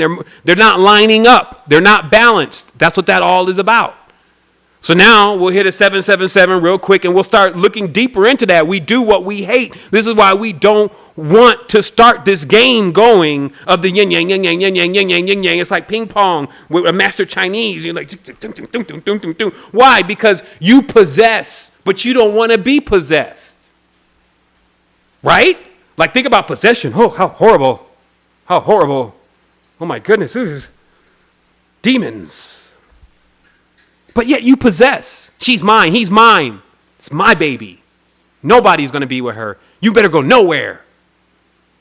Same thing. Same thing. Oh, it's not the same thing, right? Right? Or is it? This is what happened. Well, I'm not doing it that much. According to who? Like you're on what cog? It may not be a lot for you, but anybody below you is catching the flux. Meaning your generations are going to catch the flux. Your kids are going to catch the flux because that little bit that you think that you're doing, that you're judging everybody else for also doing, and you're not doing as much, you're going to get billed for that. So here's another one now. We also hate to get judged. We hate it. Like somebody says something about us. It's like, I really don't like the way that they bring the message. What? But you hate it to actually be done to you. It's like that person is not there. Okay, I don't think they bring the message so well. What? This is why it's great to just keep encouraging everybody, right? Like, hey, namaste. I see the divine in you, you alien. I see you, you sexy alien. I get it. Like, I don't want to start just hitting you with the bombardments, like boom, boom, boom, boom, boom, boom. You're the worst. Because then you're like, I'm only doing a percentage then of something that is much more greater in another space. More importantly, since it's all the same thing, even when I do it a little bit, what do? This is a big point. Even when I do it a little bit, this is why it's great to train oneself not to do it. Once I do it a little bit, let's say this is my wheel, right? And my wheel is turning, right? Wherever directions, hopefully both directions, Widdershins and diesel, it's a Taurus, right? So what happens though, when I put a little hiccup, like a rock, it's like boom, like I just chunk it off. Let me just chunk it off. Just a chunk missing. There you go, just a chunk. This is what happens when you start doing it. You divide. You separate yourself from something, right? Boom, every time you're like, oh man, I don't like this. I don't like this person. You can't find its place. You can't find where to put the weight on the wheel. So then you break out half of the wheel. And then you keep doing that. You keep causing damage to your wheel every time. So what happens is this is not a strong wheel. Remember, this is still the wheel, right? So this is not a strong wheel. Every time it speaks or every time it spoke division.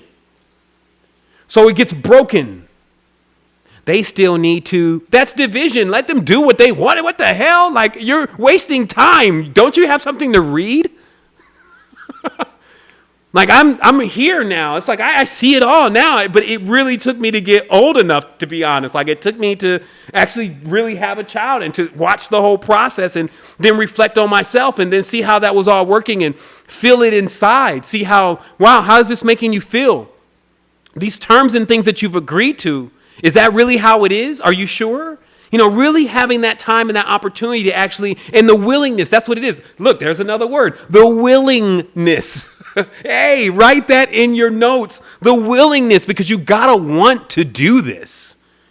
Like if you're looking for somebody else to encourage you and to force you, that's not perpetual. Too much friction. You have to want to do this. And when you want to do it, there's a lot that's available for you. There's tons of applications for this. Like this stuff works in an entirely different way. Like I said, I'm just bringing you the rudimentary part. Like I've been all over the dream world. Like last night I was like, yo, do I even need to go? Like I go places in 15 minutes. I'll be all up in there. I mean, I'm like, I kid you not. I walked up on my mom in another timeline and she didn't know who I was. And I was walking down and it was in like a mall and I was coming down and she was walking towards me. I'm like, oh, mom. And she was like, you're not my son. I was like, damn, this is deep. And she went to the bathroom and then there were people there that said, hey, could you believe my mom doesn't even know that I'm her son? And then people started gathering around. I'm like, man, these dreams are lit. This is the kind of, and I'm there. I'm not like, gazing beyond the great beneath and seeing myself in the shadow eye of the moon, of the dark crystal. No, I'm actually there like, yo, I'm going to drink out of this water fountain. I was like drinking out of the water fountain. I'm like, this is cold. Why am I getting there now versus before? Well, I got rid of the friction. I stopped letting my power be taken away by things that I put into play. It's like, I put you on. What are you talking about? Like, all that you're functioning with, my ancestors built. So I'm going to let you play kitty with it because you know why? Okay? You know why? Because you know how when you're doing things that are like silly, like monotonous things, like washing dishes, right? Laying in the tub, massaging your leg. You have the most brilliant ideas. And they say that's because you disengage from your consciousness, you get your motor skills busy, and then you're able to come up with the big thing, right? I want everybody to take a moment and bear witness to that at times when you're doing stuff and it's just monotonous stuff. Like, I ain't even play a video game. Somebody saw me on PUBG the other day. They were like, "Are you Seven Boma? Are you Innerstanding?" I was like, "What's good?" They were like, "This is impossible. I was just looking at your video the other day, man." I was like, "Man, if I could ever connect with this dude and you're here." And I was like, "Yeah, it's a great thing that I'm here, right? If everybody was judging PUBG, then maybe I wouldn't even be here." And that's how it works. That is what's making me be everywhere. And that is quantum. So anyway, but that's the happiness, that's the joy, that's the existence. But remember, there's a connect point. There's a connect point. I'm not done here today at all. Like, there's a connect point, because the big connect point is, of course, with each other. The big connect point, the aha moment that we've all been having, like our brothers and sisters right now, they're even traveling across the globe, like our sister Neva and our sister Wijby and our brother Mark and DeAndre is here, even in Costa Rica. And I can go on and on and on and on and on about those that have come into this. It's been miraculous for them as we all keep coming together, and we're knocking down all of the limits. That's what we're doing, because we're able to go to the blueprints. Like, look, I don't care when you stop doing it, but just at least know that this ain't going to get you nowhere. And we're sober enough, we're mature enough to say, yeah, this is not going to get me nowhere. And it's okay if you want to stay there. You got the brake engaged, homie, but don't be mad if I drive off, but at least you know the brake is engaged. And that's why I was saying about in the beginning of this conversation, it's like to keep watching people perpetuate and do the things that the same thing they're complaining about I can't jump in there with you anymore. To watch people so desperately grasp upon their own egos and all the different fanciful creations that they put in their mind and then try to throw it back up onto your plate. It's like, I'm not going to get into that anymore. Why? Because I also, and this is what I was bringing up here, what is most important is that there's a thing here, and this is one of the biggest things you should know. There's a thing here about all of this, right?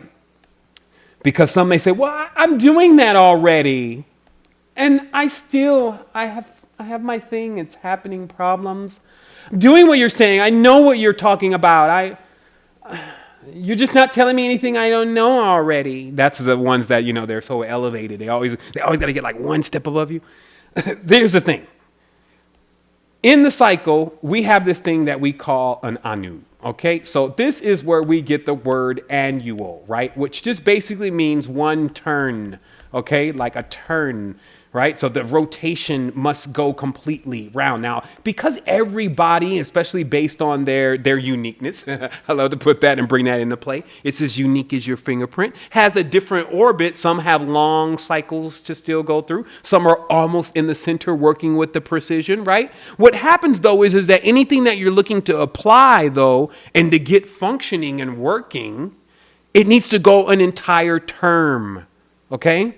It needs to go an entire term. That's why the word turn and term are sounding the same, because the entire term or turn or course, okay? Now, some people looking at it as the curse. Like, I don't want to be here anymore. It's demonic. It's cursed. The earth is cursed. It's your course. So as you're going through your course, what happens though is you got to complete one anu. That's why I said you got to get a ring. Even if you get almost there, just almost there. Because that's when stuff gets that's when it's all on the line then. You see, like I had masters already talk to me earlier, and they were like, those are my OGs. They're like, yo, Seven, I'm going to tell you about this time that I was about to become a millionaire. And I was in China. And I was in the back of the cab. And I had the briefcase full of the assets that I was going to go and take in. And somebody drove by on a bicycle and grabbed the briefcase right out of the back of the car and kept going. And I got out of the car, but because the traffic was so dense, there was no way I could catch this guy. And there my $1 million went. And the lesson and the moral of the story is, when you get close, don't slip, because that's when the heat is really on. And I found that in life to be true. I found that when you get really, really close, you got to be really, really on point. That's why right now, I run the quantum drive. I don't work with the frictions and the divisions and all that because I got something I need to pull off. And there's a lot of people involved. There's a lot of souls involved. There's a lot of children involved. There's an infinite future here involved. This is a high stakes. It's a game nonetheless, but a high stakes one. To lose here, to push back from the table would be grievous. It would make one ravenous.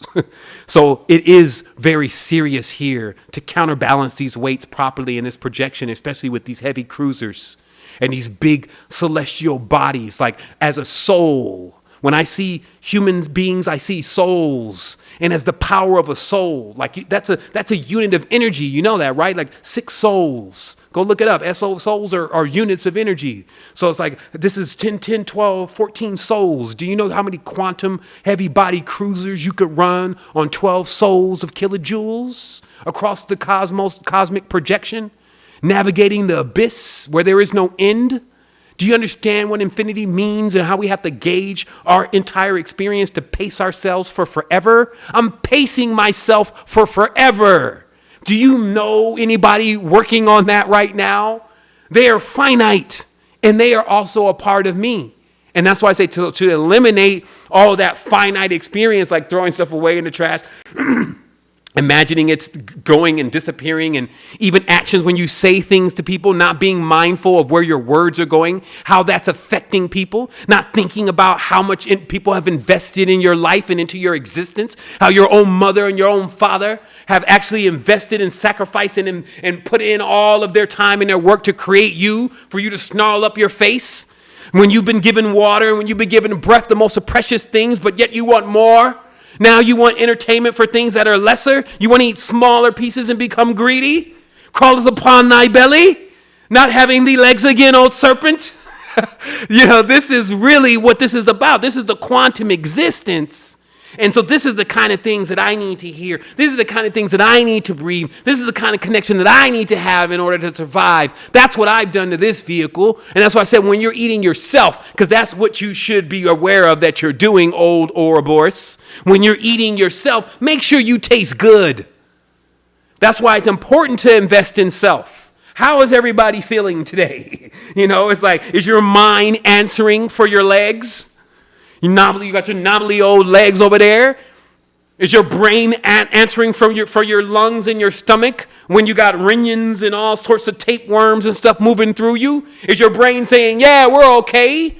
Because it's narrating your life now like it's a Facebook and like it's an Instagram that everything has to be curated now? Have you started talking about yourself in third person, what he and she wants to do, separating yourself between multiple bodies, distorting and dividing yourself, yet ye want power? Can you press beyond? Man, come on with it. Anyway, let me start showing some of the actions and some of the deeds here. I didn't get in here to just tell you magnificent things, even though it is great. I also came here to show you magnificent things. And this is also even why I haven't even been here mostly on this microphone, is because I've actually been also building what I know actually brings a solution. So let me look at my notes. One more thing, the metaphysical singularity, because everybody's got their boogeyman. They didn't set themselves up for another 2012, but this time it's 2020. They've changed the timelines again, and here it is now what's going to happen. Prophecy, prophet, prophesy. What is going to happen? Singularity, what does that mean? Well, I gave you one part of it, how everybody wanted to jump into VR and play around with ray trace chicks and dudes that they can actually get stimulated by packs that they put on with your own Kickstarter even right now, to where you can feel the expression, and then people start rubbing on the silicone until they realize that, it's not real enough, right? I want more, but yet you breathe air, okay? So what singularity is about the awareness that everything here, including this right here, you get on one, right? I mean, way up there. And you look at this again, and you tell me what you see. I'll tell you what I saw. I saw self. I'll tell you that even on a time in which I was lofty, looking at everything high above, seeing everything, and then realizing, because I had that visual, being able to be in a space where there's not trees around you, not a room around you, not a people around you, not a circle around you, but a place where you can see infinitely and broad enough to where you can open up the real eye of Ra with all the measurements and the machinations and all of that. When you open it up big, then you see the whole form. And it'd be sitting back there like, hello, like a big Cheshire cat back there grinning at you. And then you have a choice. You have a choice to either fall to pieces in utter insanity of being aware that all is really self and that every single thing, even if it's plastic, is all coming from the earth, which is all one being, or you laugh and you open up your crown chakra, you smile, and you take it all in. That's what it is to be a quantum being. There's no separation. You take it all in. You cry, you laugh, and you get motionless, unmovable. And you can do all those simultaneously. This is balance, full spectrum. So, some last thoughts here. Quit handicapping yourself and others around you. It's like this whole thing, it's like we build together. We go together. It's not about one person. Oh, this one person responsible for this. 7 didn't do this. 7 didn't do that. What are you doing? We're moving together. This is a quantum solution. Stop handicapping yourself. Why are you not talking to me? You're handicapping yourself. We can talk. But there's other things that you need to learn before we do. Especially to really be having a great conversation. This is where I talk at. I don't answer questions. But how I truly like to communicate, I need way more peripherals. I don't need limitations in order to be able to communicate who I am. And there's spaces. That's why the dream world is the quantum space. What does it reveal? What does it reveal to be quantum? It means that in every single point in that moment, you're there. You're in. You love like you've never loved before. But it's only because you can let go. Think about it. The dream world is the quantum space. You'll have a dream and you'll be so entangled. But then in the morning, when the morning comes, you forget. It'll wash all away. And you won't even grab it. You won't even be like, oh no, I want to go back to that dream. This is how you have to treat your life in order to have yet greater experiences and to allow the others that are around you that are having this experience with you to not build up karma with you because you keep thinking about it.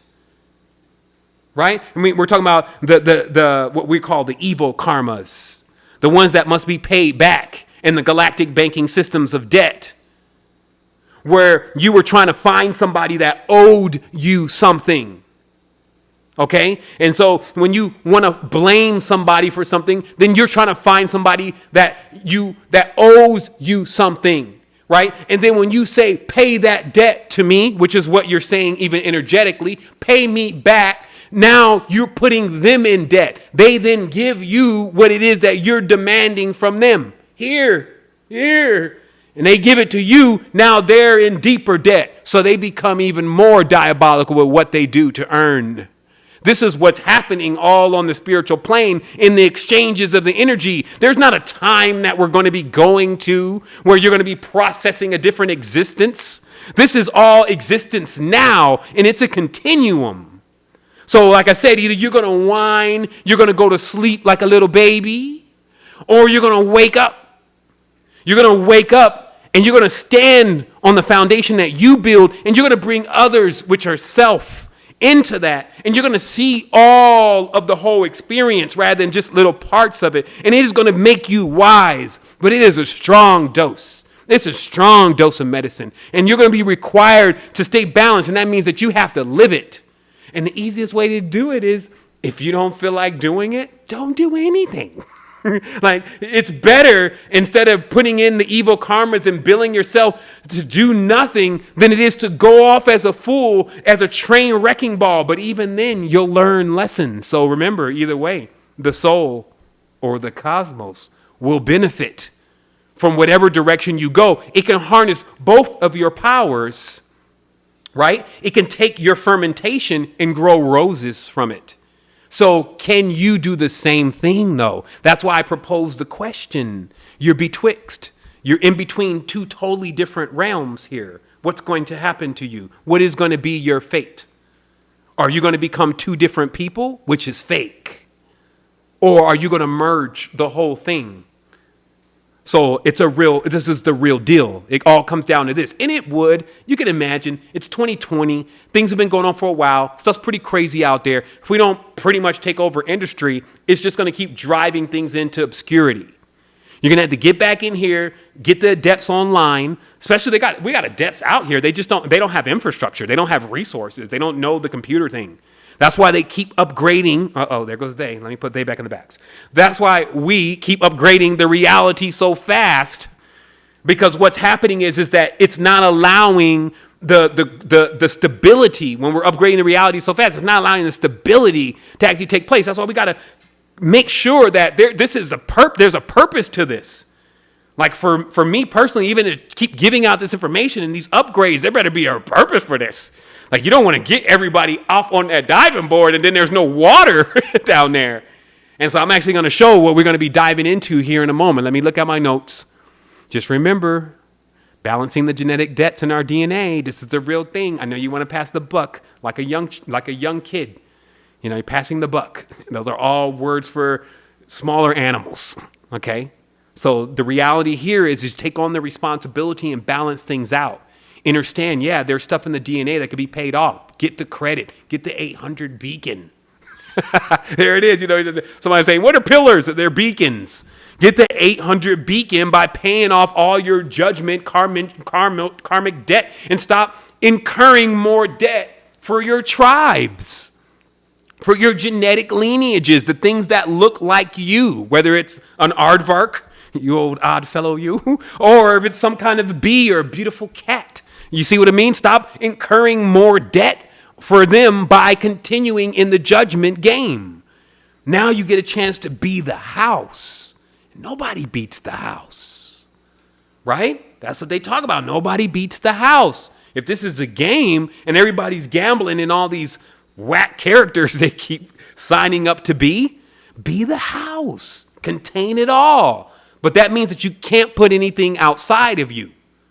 Because as a counterbalance, it just starts becoming too big. This is the problem with when you're working with those kind of motors and those kind of energetics. When you cast something off, it becomes your counterbalance for contrast. That's what the symbols show us, right? So if this counterbalance is now just as big as your awareness has gotten and your great deeds, oh my goodness, the size of this monster. So some people asked me the other day, some of my close friends, they said, so whatever became of you in attacking the evil boss?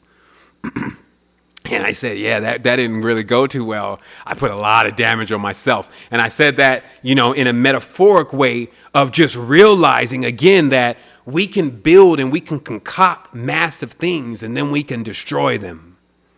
But the way that I destroy, because they don't have that in the English language, the proper terminology of the destruction. The way that I destroy is to actually refine things, to use that refinement and that synthesis to actually grow something greater. So destruction for me is pulverization. It's making stuff into a powder, like a dust, right? Like you talk about how the planet, the biggest, most enigmatic, unaccredited thing here on the planet is the soil, the sand, and the dust, because it is so instrumental to creating the foundation, but it just gets walked on.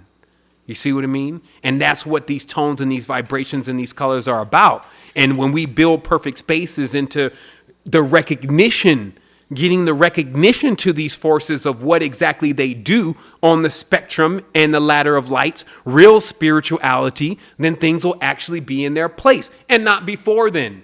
And until you sort it out in your own consciousness, you'll keep waking up to your own world that you keep pawning off to something else, and it will indeed take it. It will let you pawn it.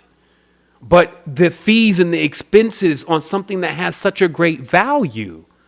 See, in a pawn shop, they don't give you the value nowhere near what it's really worth. So we should not ever pawn any of the responsibilities and the reality off on something else, because it finds value in those things. It finds a higher value in those things and it sells it off.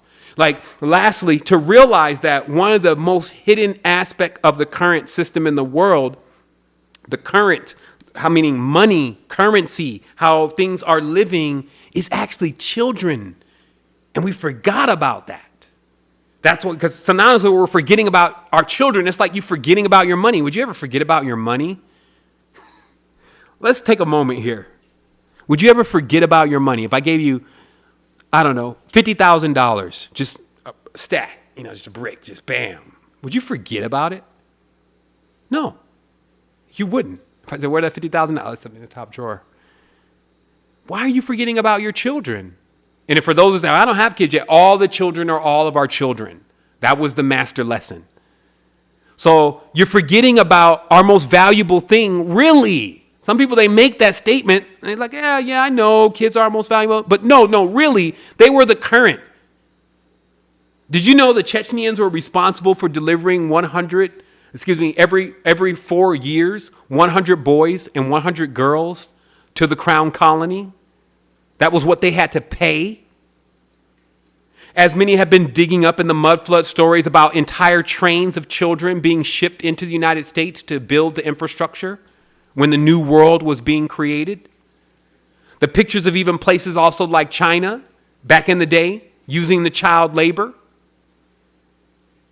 How children were sold, how even parents' conscience had become so degraded, had become so divided that even parents were having children to sell them. And that if a woman had a very beautiful daughter, the price during this time was roughly 60 pounds. So $100 is how much a child sold for and the value of a child. Women even less. And that currency system of selling our children is still happening. That industry is still robust. And it's not even just the pedophilias and all of the different things that we see going on. It's that, but it's also the educational systems, letting the children just go off to some stranger's house, and we don't even know what the stranger is saying and teaching and any of that, leaving them with Disney for the next enchanted, diabolical film where they're skipping their entire life. The spokes, they're learning things way too fast, and they're skipping processes that they need to be learning because now they know all about it. They need to be learning in longer phases. Now they know all about it because they just watched, Frozen. Right? So just remember, this is a high stakes game. The reason why it is a game also, because a lot of people don't know what that word really means. They think it's just their PlayStation. No. It's a reference that is given to when there is a more superior system. There is actually a more superior system. It's way more serious there. What you do over there affects everybody. That's why most people are not allowed access in there. It's like the parents not allowing the children to be able to access that part of the vehicle, because when you access that part of the vehicle and you do things, it affects everybody. Okay? So, yeah, it's just, wow, the knowledge is powerful. Knowledge is everything. And the wisdom and the application. I don't want to get hung up on the words here. Knowledge, wisdom, application. These things are going to govern your existence. But also, if you feel offended, if you feel like something was told to you that wasn't true, now you need to get your point across. You're playing with yourself. And what I was explaining is why they call it a game. That's what it is. You're playing with yourself. Because look, why they call it a game is because there's one far more superior. It's way more serious. One move there affects everything. So because that one exists, this one was denoted as the illusion, the game.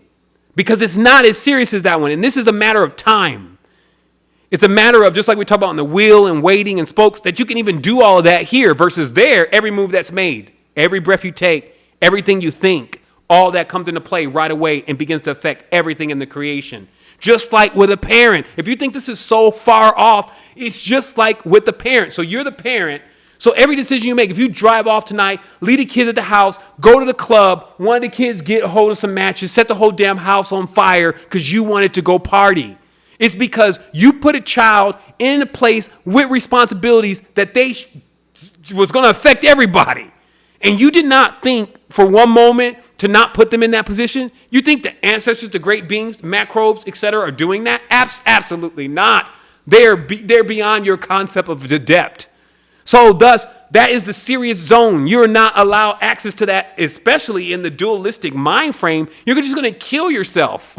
Literally, you're going to kill yourself if you reach that stage and have not fixed your crossed wires. Okay, so this is very deep. Look, it's all even in the words of what I just said. So you want to understand how this non-judgment and balance plays out with the quantum motor, because you engage the quantum motor in duality, you're just going that fast towards a brick wall. And now, because it's 2020, gloves are off. This is now the time where it's no longer, oh, well, they can't have the knowledge yet. They're not ready for the knowledge yet. It's not any of that anymore. Everybody in this space catching this transition is actually all at that same spectrum. I didn't say level, spectrum, holding space, oscillating through the spectrum until they can do like what we talked about is the last stage, which the last stage is actually coming out of the chakra, coming out of the divided worlds. Now they have a use, because you got these people, they want to take out the chakra. I'm taking out your chakra. Where are you going to put it? The chakras are the evil things that were created. Come on, man. Like, what are you in, second grade? Nothing is here that is not supposed to be here. Put it in its place. And that's the check to all masters. That's why you see me at 100,000 subscribers. They're like, I hate him. Unsubscribe. And it's because when that hammer of Thor truth lays it down, if you're not there with it, it just feels like it hits you. Bam. Now, some of us can take it. I love getting hit with it. Like, hit me again.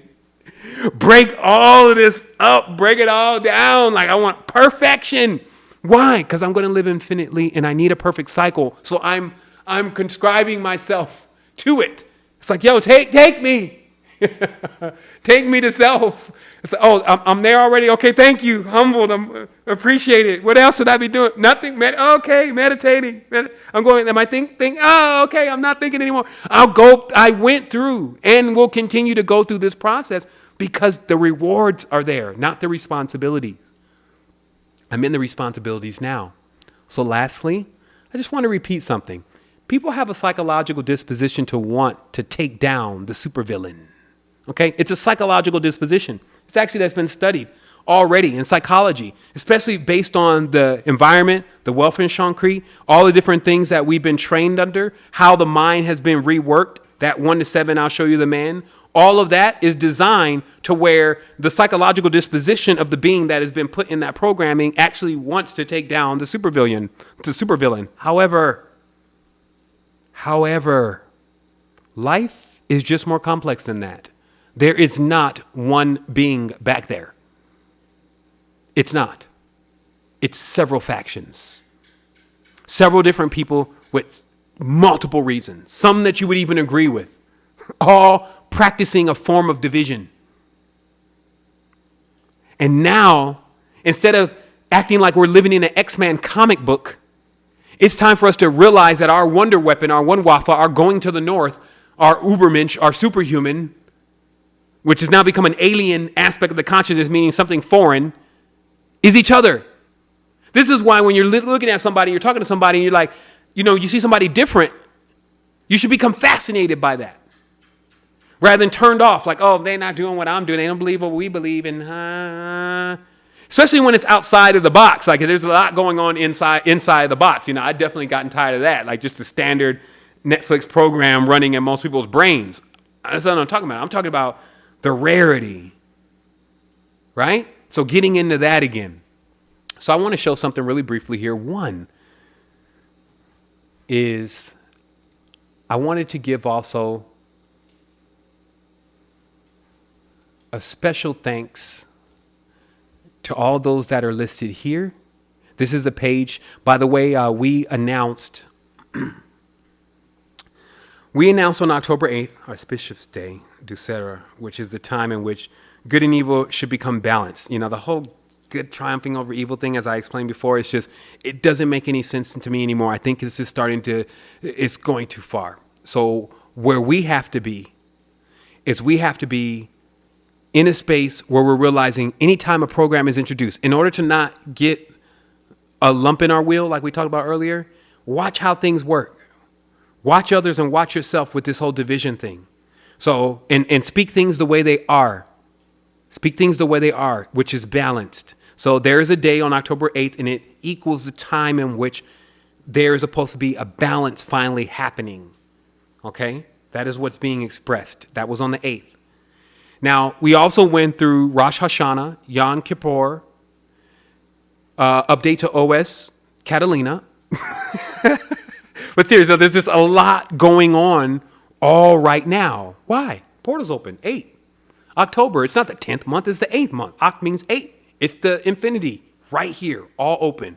Ancestors have delivered since the Day of the Dead, which was earlier. That was towards Easter, somewhere around there, showing us who we really are, showing us our gifts, what we could inherit if we just come out of the prison, come out of the prism spectrum of the colors, playing around with yourself. Get out of the getting broke all the time and come into the total spectrum and see who you truly are. And now that many of us have accepted that and said, yeah, I'm ready. I've been banged up on here too long. You know, you even have pictures of Jesus or the Messiahs in the spokes of the wheel, like riding the spokes of the wheel. And they're showing getting banged up on the spokes of the wheel too. And this is just about being able to ride this wheel. And so now we've gotten to a stage where we're actually been capable of now riding this wheel in balance. On this unicycle, really doing it. And where that's opening up for us, it's bringing us to what needs to be done. And so I wanted to show that also. Okay, so on the 8th, we started making the migration into the new site. We finally had to push the button like, okay, we got to go into beta because there are things that you activate after you activate other things. And for us to even activate the first one, we need to have everybody inside the platform. So everybody that's ever been a member, which we feel like it's just like everything else. Like if somebody's been there with you since the beginning, you got to ride out with them. So everybody that's been there since the beginning of before the shift, they're also beta users. So they get a chance to take advantage of all the things that the beta users are getting a chance to enjoy. We're opening this new site. This is probably going to be around Wednesday, but we've already started making the migrations, and we have basically 90%, 95% of the migrations done. The only things that are actually remaining is some things that would just overwhelm our support systems by people just complaining about certain things. And so we wanted to fix that before we launched. But this has also been something that there's been so much integrity around this. There's been so much awareness around this, creating not just Secret Energy 4.0 powered by Mindful App, creating Mindful App, and also realizing what we can really do in the future, right? The near future. Because I'm speaking past tense in this case. Like back then when we were conceiving the idea, we were projecting into the future, which is now. And we were thinking what we can do. Like, man, what if this guy's, I know one guy, he had written a whole book about this guy creating something better than Facebook. And he was sitting there explaining the whole guy's life and everything. He knew nothing about me, but he was explaining my life. And then I started thinking, man, is it possible that what we created became bigger than Facebook? Well, it's already bigger than Facebook in my world, so hey, it works for me. But on the external planes, does it actually trend harder than even some of the platforms that we see now? I believe so. Because of what's been built in it. How much it empowers. How much it's not about just leaving you haphazardly to stay on the web all day so they can sell advertisements on you. No. Something that actually brings you into attunement and alignment with all that's going on around you and connects you with people. Even when a person spouts off the technology, it's like, oh yeah, we should have this, we should have this. And then it should have this, and then it should have this. Being a tech giant lets you know every time somebody says they want to have more things, it not only means more resources, it means more complexity. And this is a real world. That's why YouTube, what do they do on YouTube? Just videos. Do you see YouTube doing payment plans and YouTube doing products? And no, they just do videos. Okay, so for us, we have about 40 actionable points inside of our system, all equally powerful. So we're not doing one thing, we're doing 40 things. So what does it take to deploy that kind of technology? First of all, it takes a lot of perseverance. It takes knowing that I didn't get too far in over my head, that I can really do this, that even if we don't have the resources, when I say we're still building it anyway, yeah, beat the drum louder, that's still behind the scenes. I'd be like, yo, we're going to do this. And we don't even have a budget for this. We're going to have to trim everything down. And actually, it's like, bring me all the parts. And then we're going to use it for this.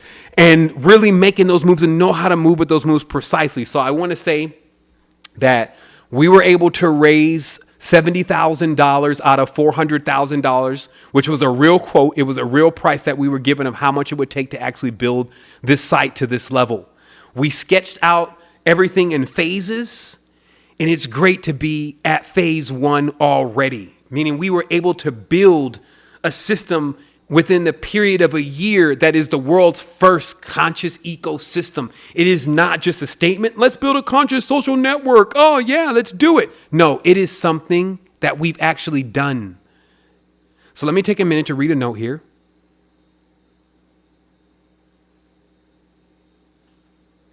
Okay, great. So everybody's, I'm just reading one of my gauges, and they're saying the chat is great. Also remember, or at least balanced enough or stable enough, it is new or full moon. I wanted to send this projection out with the Hunter, also with the Messiah and Hercules and all the rest of them.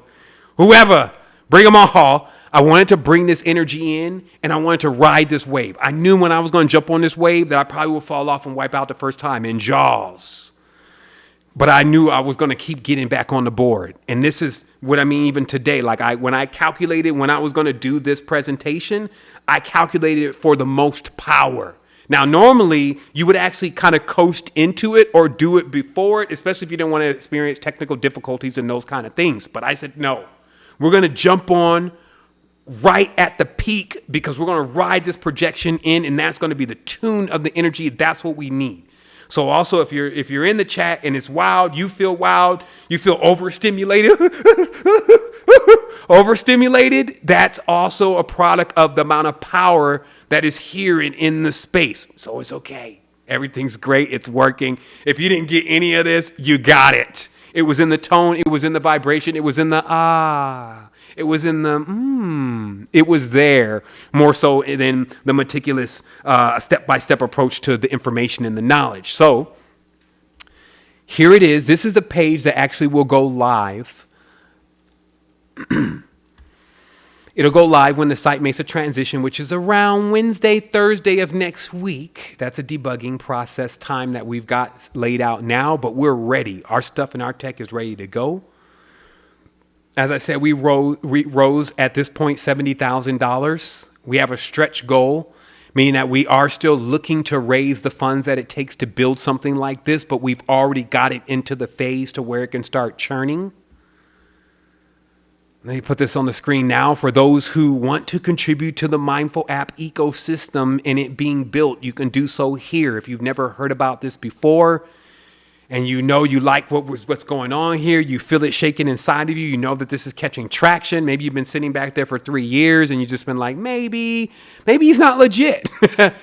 Or maybe, and it's just been like a continuous 20-year maybe. I'm still sitting here in front of you, still delivering jewels. So if it is something that you can do jump on and fund this thing so we can keep building. But let me show you what we built, or a part of it. I'm not going to actually unveil it today, but I did want to let everybody know that this page is here. And I also, because what I'm also building is this massive system of transparency where you actually get a chance to see the current that's moving through the system. That's part of our design that we're going to be deploying later. But the reason why we're doing that is not only so that way when we start mindful funding, which is actually contributing towards big projects that people have going on, like creating homeschools for consciousness, etc. We want everyone to be able to see that current moving through and know where that current is going.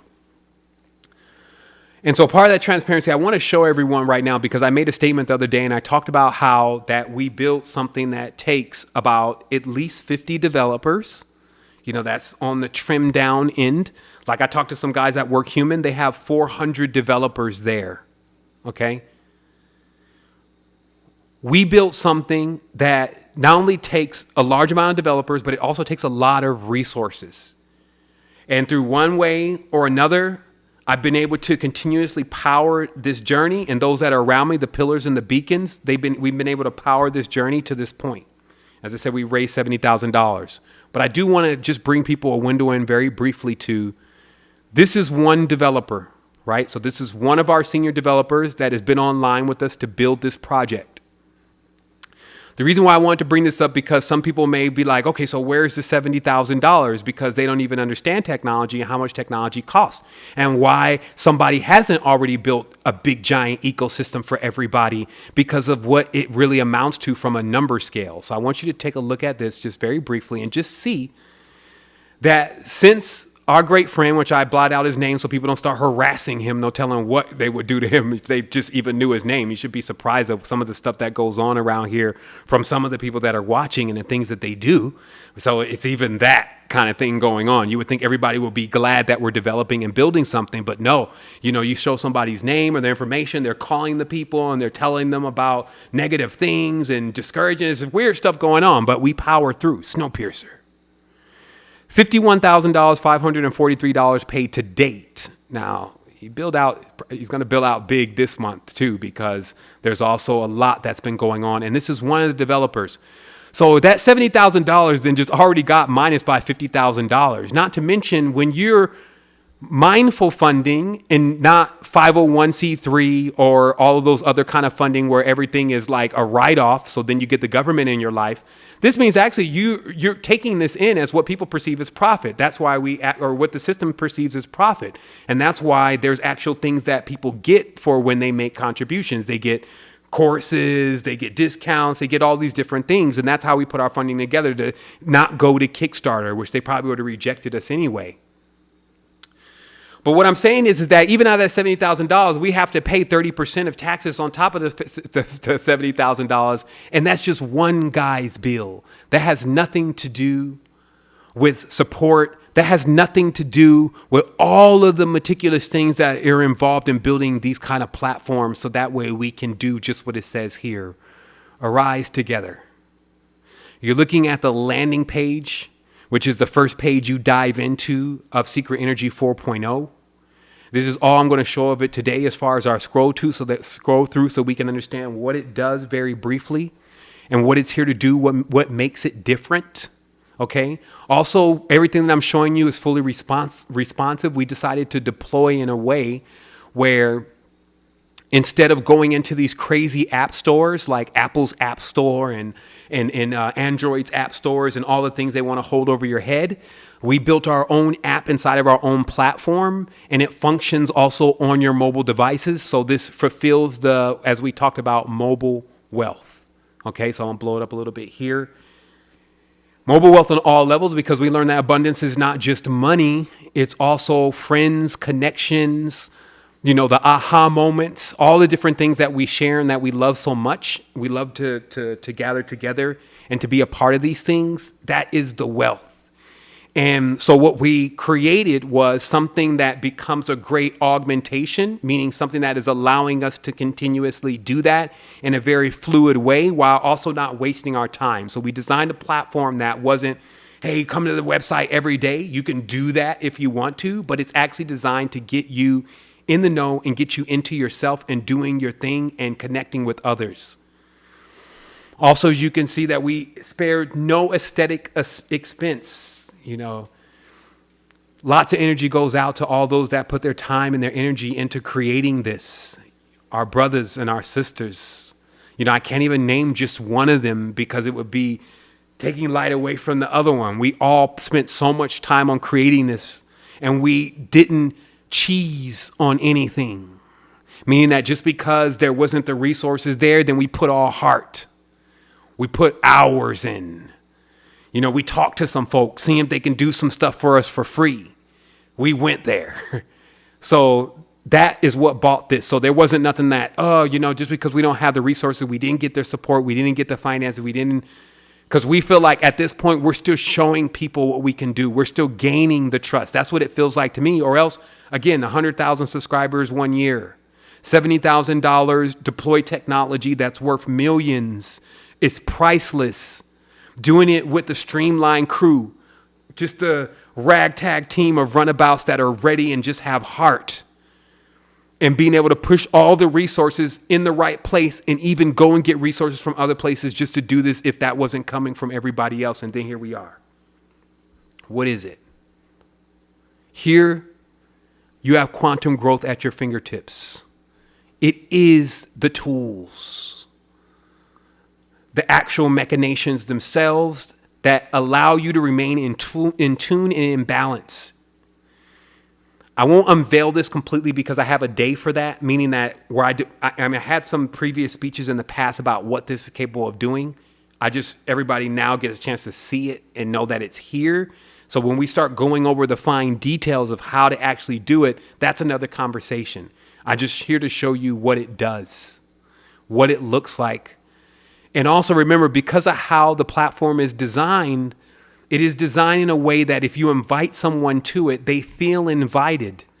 And not only do they just feel invited to another, here's information. No, they're invited to the tribe. And they get involved in something that teaches them deeply about who they are in so many different ways. And so we have Ennealogy being activated and built inside this platform. That's the knowledge of yourself. What you need to do, the actionables to strengthen yourself, and deploying those actionables through these devices that do that at least very well, which is to remind us, alarms, alerts. The cosmic calendar has been rebuilt to allow you to know the resonance every single day. Like we talked about, these type of metrics that let you know, where's the energy moving? Should I be making big decisions this day? Should I be pulling back a little bit? Should I be watching for a certain thing to occur? So all of that kind of special dialing in of the energy and how to ride the cosmos, that's here. It's in cosmic energy. We got these blowout menus that are phenomenal. As you see here, you access everything, including your profile from these slide-in GUIs.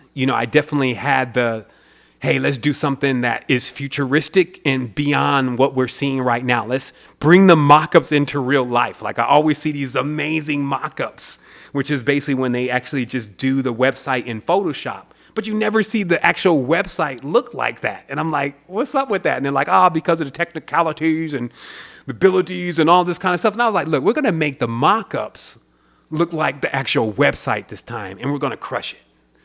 Meaning that anything out there hanging outside of Unity, man, I don't think it's going to be able to survive. You're going to have to come into self, and we're going to embrace you. So what happens also here is that we have, of course, the daily streams, which we're going to be bringing in, which dial you into the information that actually is about that day. We've talked about that. We have our podcast. I think I'm going to grow my beard a bit more, and then so I can put some headphones on and get deep into the podcast so I can show Mike Tyson what a podcast really is. And since Joe Rogan's on his way out, move over, bacon. Here's something meatier.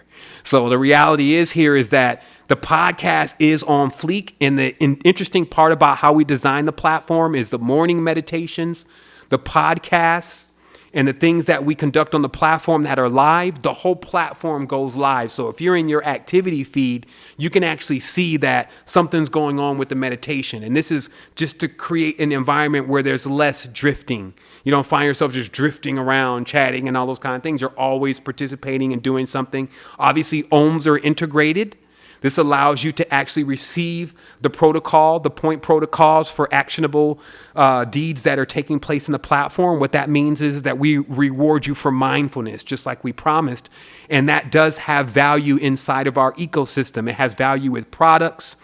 You can also contribute it to others. There's many things that we're structuring even now. We're on the cusp of a gold gateway, but I won't speak much on that right now just because of the waiting till the baby hatches before you start speaking of it arriving. Obviously, the university is still here. It will be buffed out to unique courses that others, in exploring their uniqueness and becoming soul coaches, will be delivering to you. That will be all in line with their profile. This platform, as we talked about, is profile centric, and it allows you to connect in the activity feed, similar but more beautiful than Facebook, in order to keep up with what your favorite meditations and your favorite meals and all that, and people who cook that stuff and people who prepare those things are all doing inside of Tribe. We've also bolted on Real Search. We built from scratch a tool that allows you to be able to search through all of the metaphysical videos that we've created through keywords on your mobile device. So if you say Kundalini, you'll get every single video that I said Kundalini, and get a chance to go through everything Seven said about Kundalini to just exhaust the topic once and for all. So you can just move on from that. And also anybody else that we put into that system. And so that's Real Search, which is, again, something that we've created from the ground up. We also have GeoChat, and some of these things that I'm mentioning are more heavier in our resources. That's why we start in beta, just so you understand technology. You start in beta, and then you start debugging, and then you start activating other things. And that's the process that we have to go through, and we go through that process together. So we're going to be activating GeoChat a little bit later on after our launch, but GeoChat does allow you to see people in your area that do vibe with how you're vibing. We even have deeper metrics that allow Ennealogy to assist you with finding friends in your area based on their path numbers. We also have an interest cloud anyway that you fill out in starting the app. And that actually allows us to know people that or know how to connect you with people that are interested in the same thing that you're interested in. Obviously, there's the activity feed, as I mentioned. There's the unique assets, which we're going to be building on later. You still have your directories, which we're going to be placing so much more attention into. A lot have been liking to see a lot of people have been liking to see these podcasts that I've been doing with other brothers and sisters, bringing their message. And I'm going to be going personally through the directory and starting to reach out to those that are still available that are there and actually bringing them in and getting some interviews with them, getting some real connection with them and seeing what they're about since they are in that directory. And of course, we have these master courses that are coming that are just precise in what you want to know. And then obviously, this is something that everyone gets an opportunity to benefit from, especially since our goal is to replace the job. I've broken this down as something super simple. Get rid of the jobs. Give people actually a place where they can come and actually earn, become wealthy on so many levels. And I feel like that you don't really have to try to convince people to come in and to get wealthy. Duh.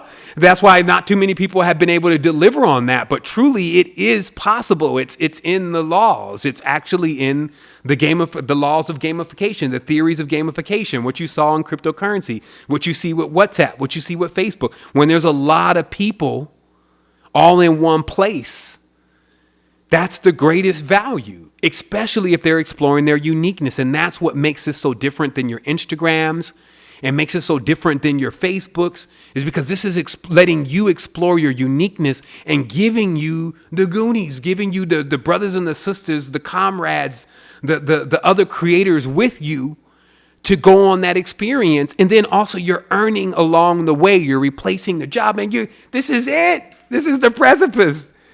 Like they couldn't do this because they were betraying themselves. So we did it because we're in tune with self. So we got a little footer here.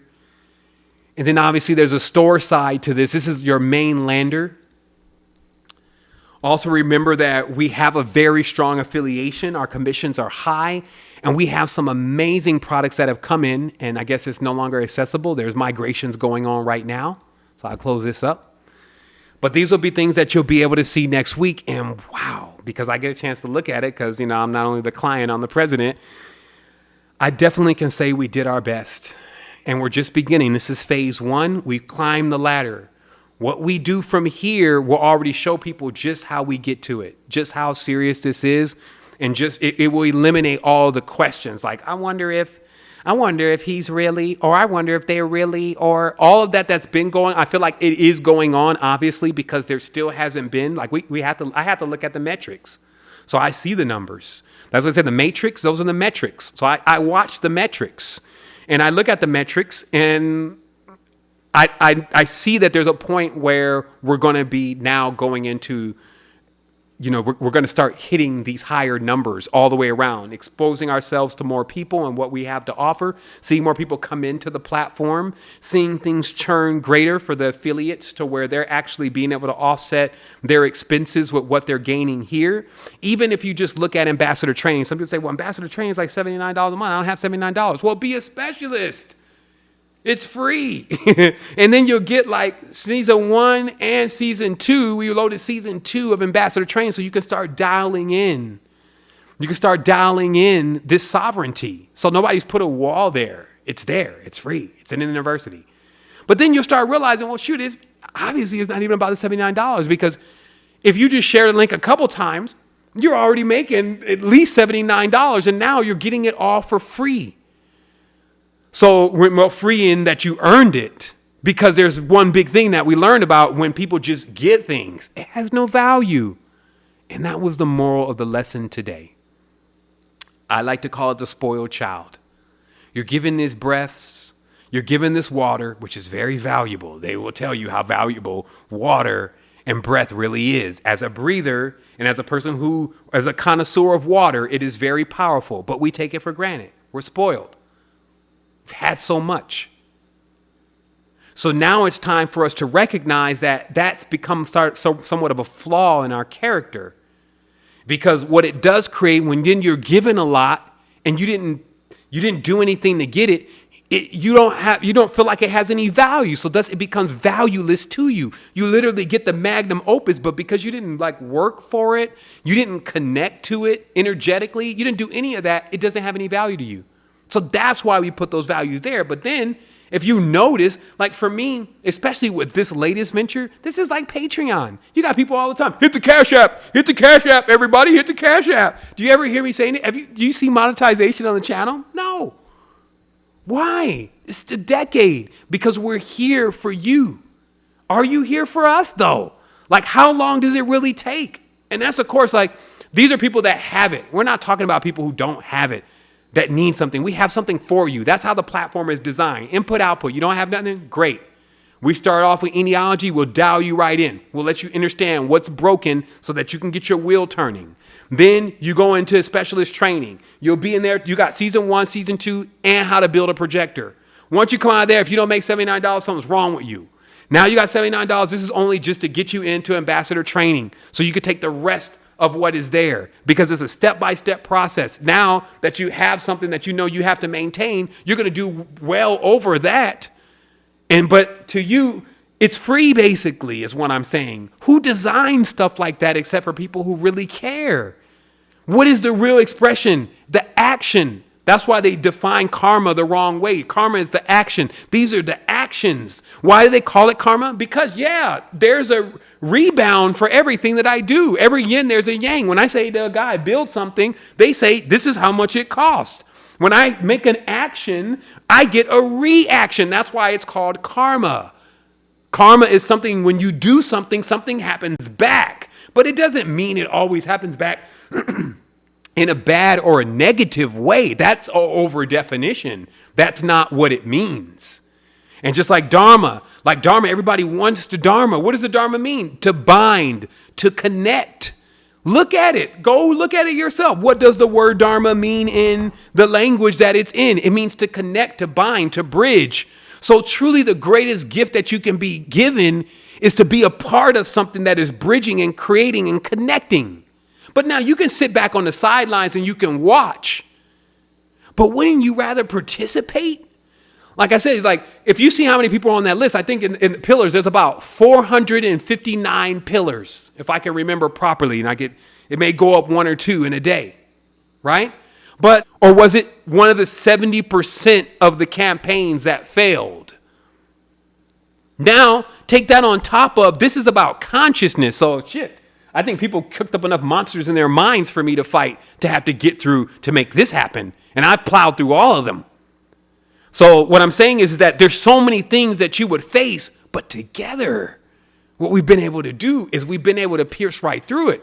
And not only that, we're just getting started, because also we know that the greatest value is actually in our children. So sure, we got to get the adults straight, but to be able to repurpose the same platform, which is a clone. Once we finish this platform and it's debugged, we can clone it. It costs money. It's hundreds of thousands of dollars to do this. But then, because we own it, we can say, let's make a kid's version. And let's bring Ennealogy for kids. Let's actually allow kids to actually earn more points for becoming aware of themselves. Let's let those points actually be redeemable for things that they need, so they'd stop selling drugs and stop selling all of their selves and selling out because they need to go and make money so they can be like their rap video freak, right? So instead of that, they could come into the platform, learn about themselves, and make currency. Because when you watch kids, it's like if there's no incentives, they're bored. But instead of putting them on mow the lawn, what is he going to learn about mowing the lawn? Well, I learned a lot. I actually learned quantum economics, but that was me. I was a prodigy, the standard kid. If they're not learning about themselves, it's disempowering them. So you see, we're just getting started. But it's planned out beyond 10,000 years. It's planned out to infinity. So I just wanted to say wholeness and balanced vibrations to everyone. It's been amazing. It continues to be amazing. We've created a lot of stuff. We got stuff you haven't even seen, stuff we haven't even talked about. Even Fiagua is still sitting over here waiting on a second round from me, a second round of funding to deliver that. Hydrogen devices, hydrogen with magnesium, total regeneration.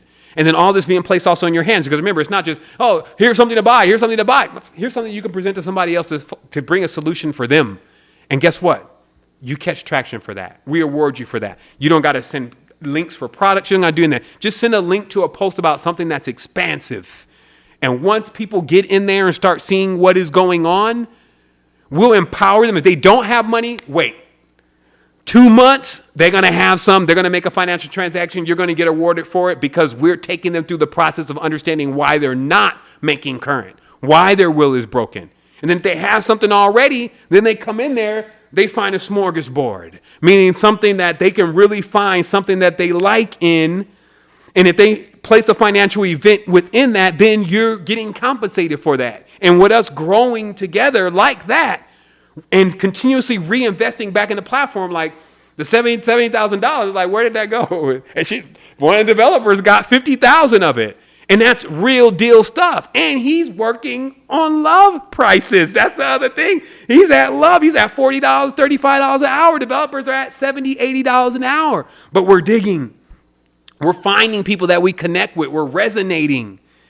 And then also, we're not just talking, yep. Yeah, maybe it should be like this. Maybe we should develop this and this and this and this and this and that. Like, man, if you were sitting for one moment and even listening to me, you will even realize that what you're telling me is the same thing that I actually told you. And you're actually regurgitating back to me what I said. But I have enough wisdom and knowledge to know now that we all need to be doing it together, not by ourselves. It's not my idea. Like quantum is using thousands of souls, consciousness to create a projection, but not that is for our own demise. Do you see that got everybody loaded in to a framework where, especially with the news and how everything is running, it is to everybody's demise to keep plugging into it. Every single thing that they introduce is all conflict. One person versus another, this person versus that. And then everybody has their own stance in the whole thing, so they all feel right. So they're getting left. They're getting left. There's no balance in all of that. But now, somehow, on the cusp of 2020, you've reached some stage of greatness to where the transitional phase of your consciousness to take you from binary to trinary and then beyond is now right at your doorstep being delivered to you with roses and flowers around it, with true care, not with a string attached, not for a certain price. The thing is free. Like, look at the information in YouTube. You go down, scroll down, do a big scroll. Like on your phone, you just go, wah, do a big scroll. And you'll come down there to yet more amazing gems that we keep projecting to assist people in growing. But again, are we sitting back here at $70,000? So people who really don't have money, they're like, wow, incredible, $70,000. But for people who really know any of this stuff, it's like, wow. Just $70,000? Somebody just bet that last night on crypto. And then we pull off the big platform. I just wanted to take one moment to talk about that. That's all I had to say. You know, it's just because it goes on. Okay. I'm getting some message here.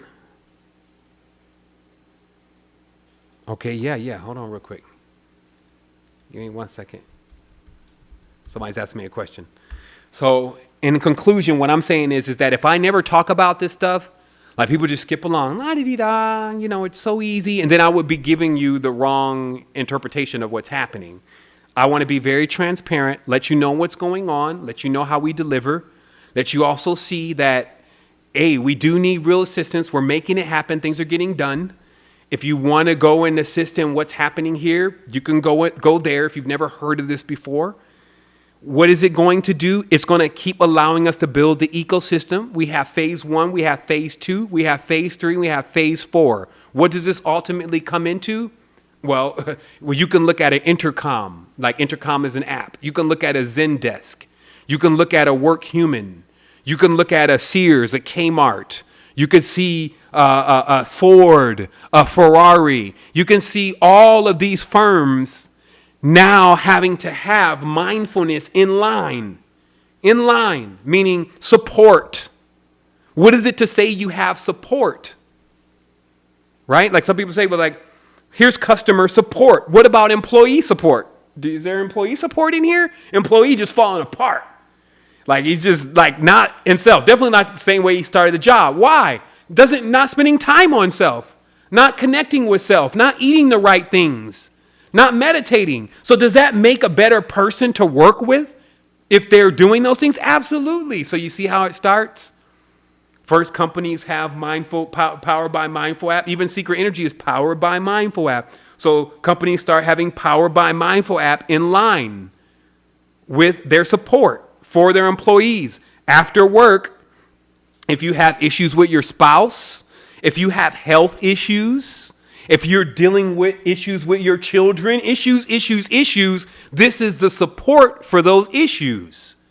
And then as we begin to work with those executives, those employees, as we call them, more, and they're starting to get empowered and realize who they are, because those are the people who are making the decisions, by the way. That's who's determining what kind of packaging is going to go around a certain product. Is it going to be biodegradable packaging or is it going to be more plastic? Those are the people who are deciding, is it going to be this book that tells more of the truth or is it going to be this book that's cheaper? Is there the people that decide, are we going to flip the company over to all electric vehicles or are we going to keep pushing combustion for the next 2 or 3 more years until we ride it till the wheels fall off? You see what I mean? So these are the people that are making the decisions. So to wake them to themselves is the long haul vision. Do you see what I mean? That's big projection. That's when I project far, that's now, I haven't excluded them. I put them in their proper place. And that's what I'm saying that this power does, because it motivates you to get right back in here again. And just because I spent a year and a half, 16 hours a day, along with some of my weepulation, my friends, building this. So what would make me want to sign up for another phase and another level if it wasn't for the love of my sisters and my brothers and those that are around me? So if I inherit too many things, or any at all, that's where I'm at. But for where most people are, too many things that become the problem, then there's no solutions, because then you're just dealing with a broken wheel. And so today we're putting the wheel back together. We're inflating the tires, getting the actual rubber back on the road, and we're causing traction. And we're doing that with how this has been created, and we're actually bringing the action into the reality, which is the true karma, and it's unobstructive, unobtrusive karma. So we can begin to inherit this dharma, which is the bridge. So we've invited everybody in, pressed down 100-fold, and that's what it is. So thank you so much, everyone. It's been real. I'll be talking to everyone soon, and let's get to it.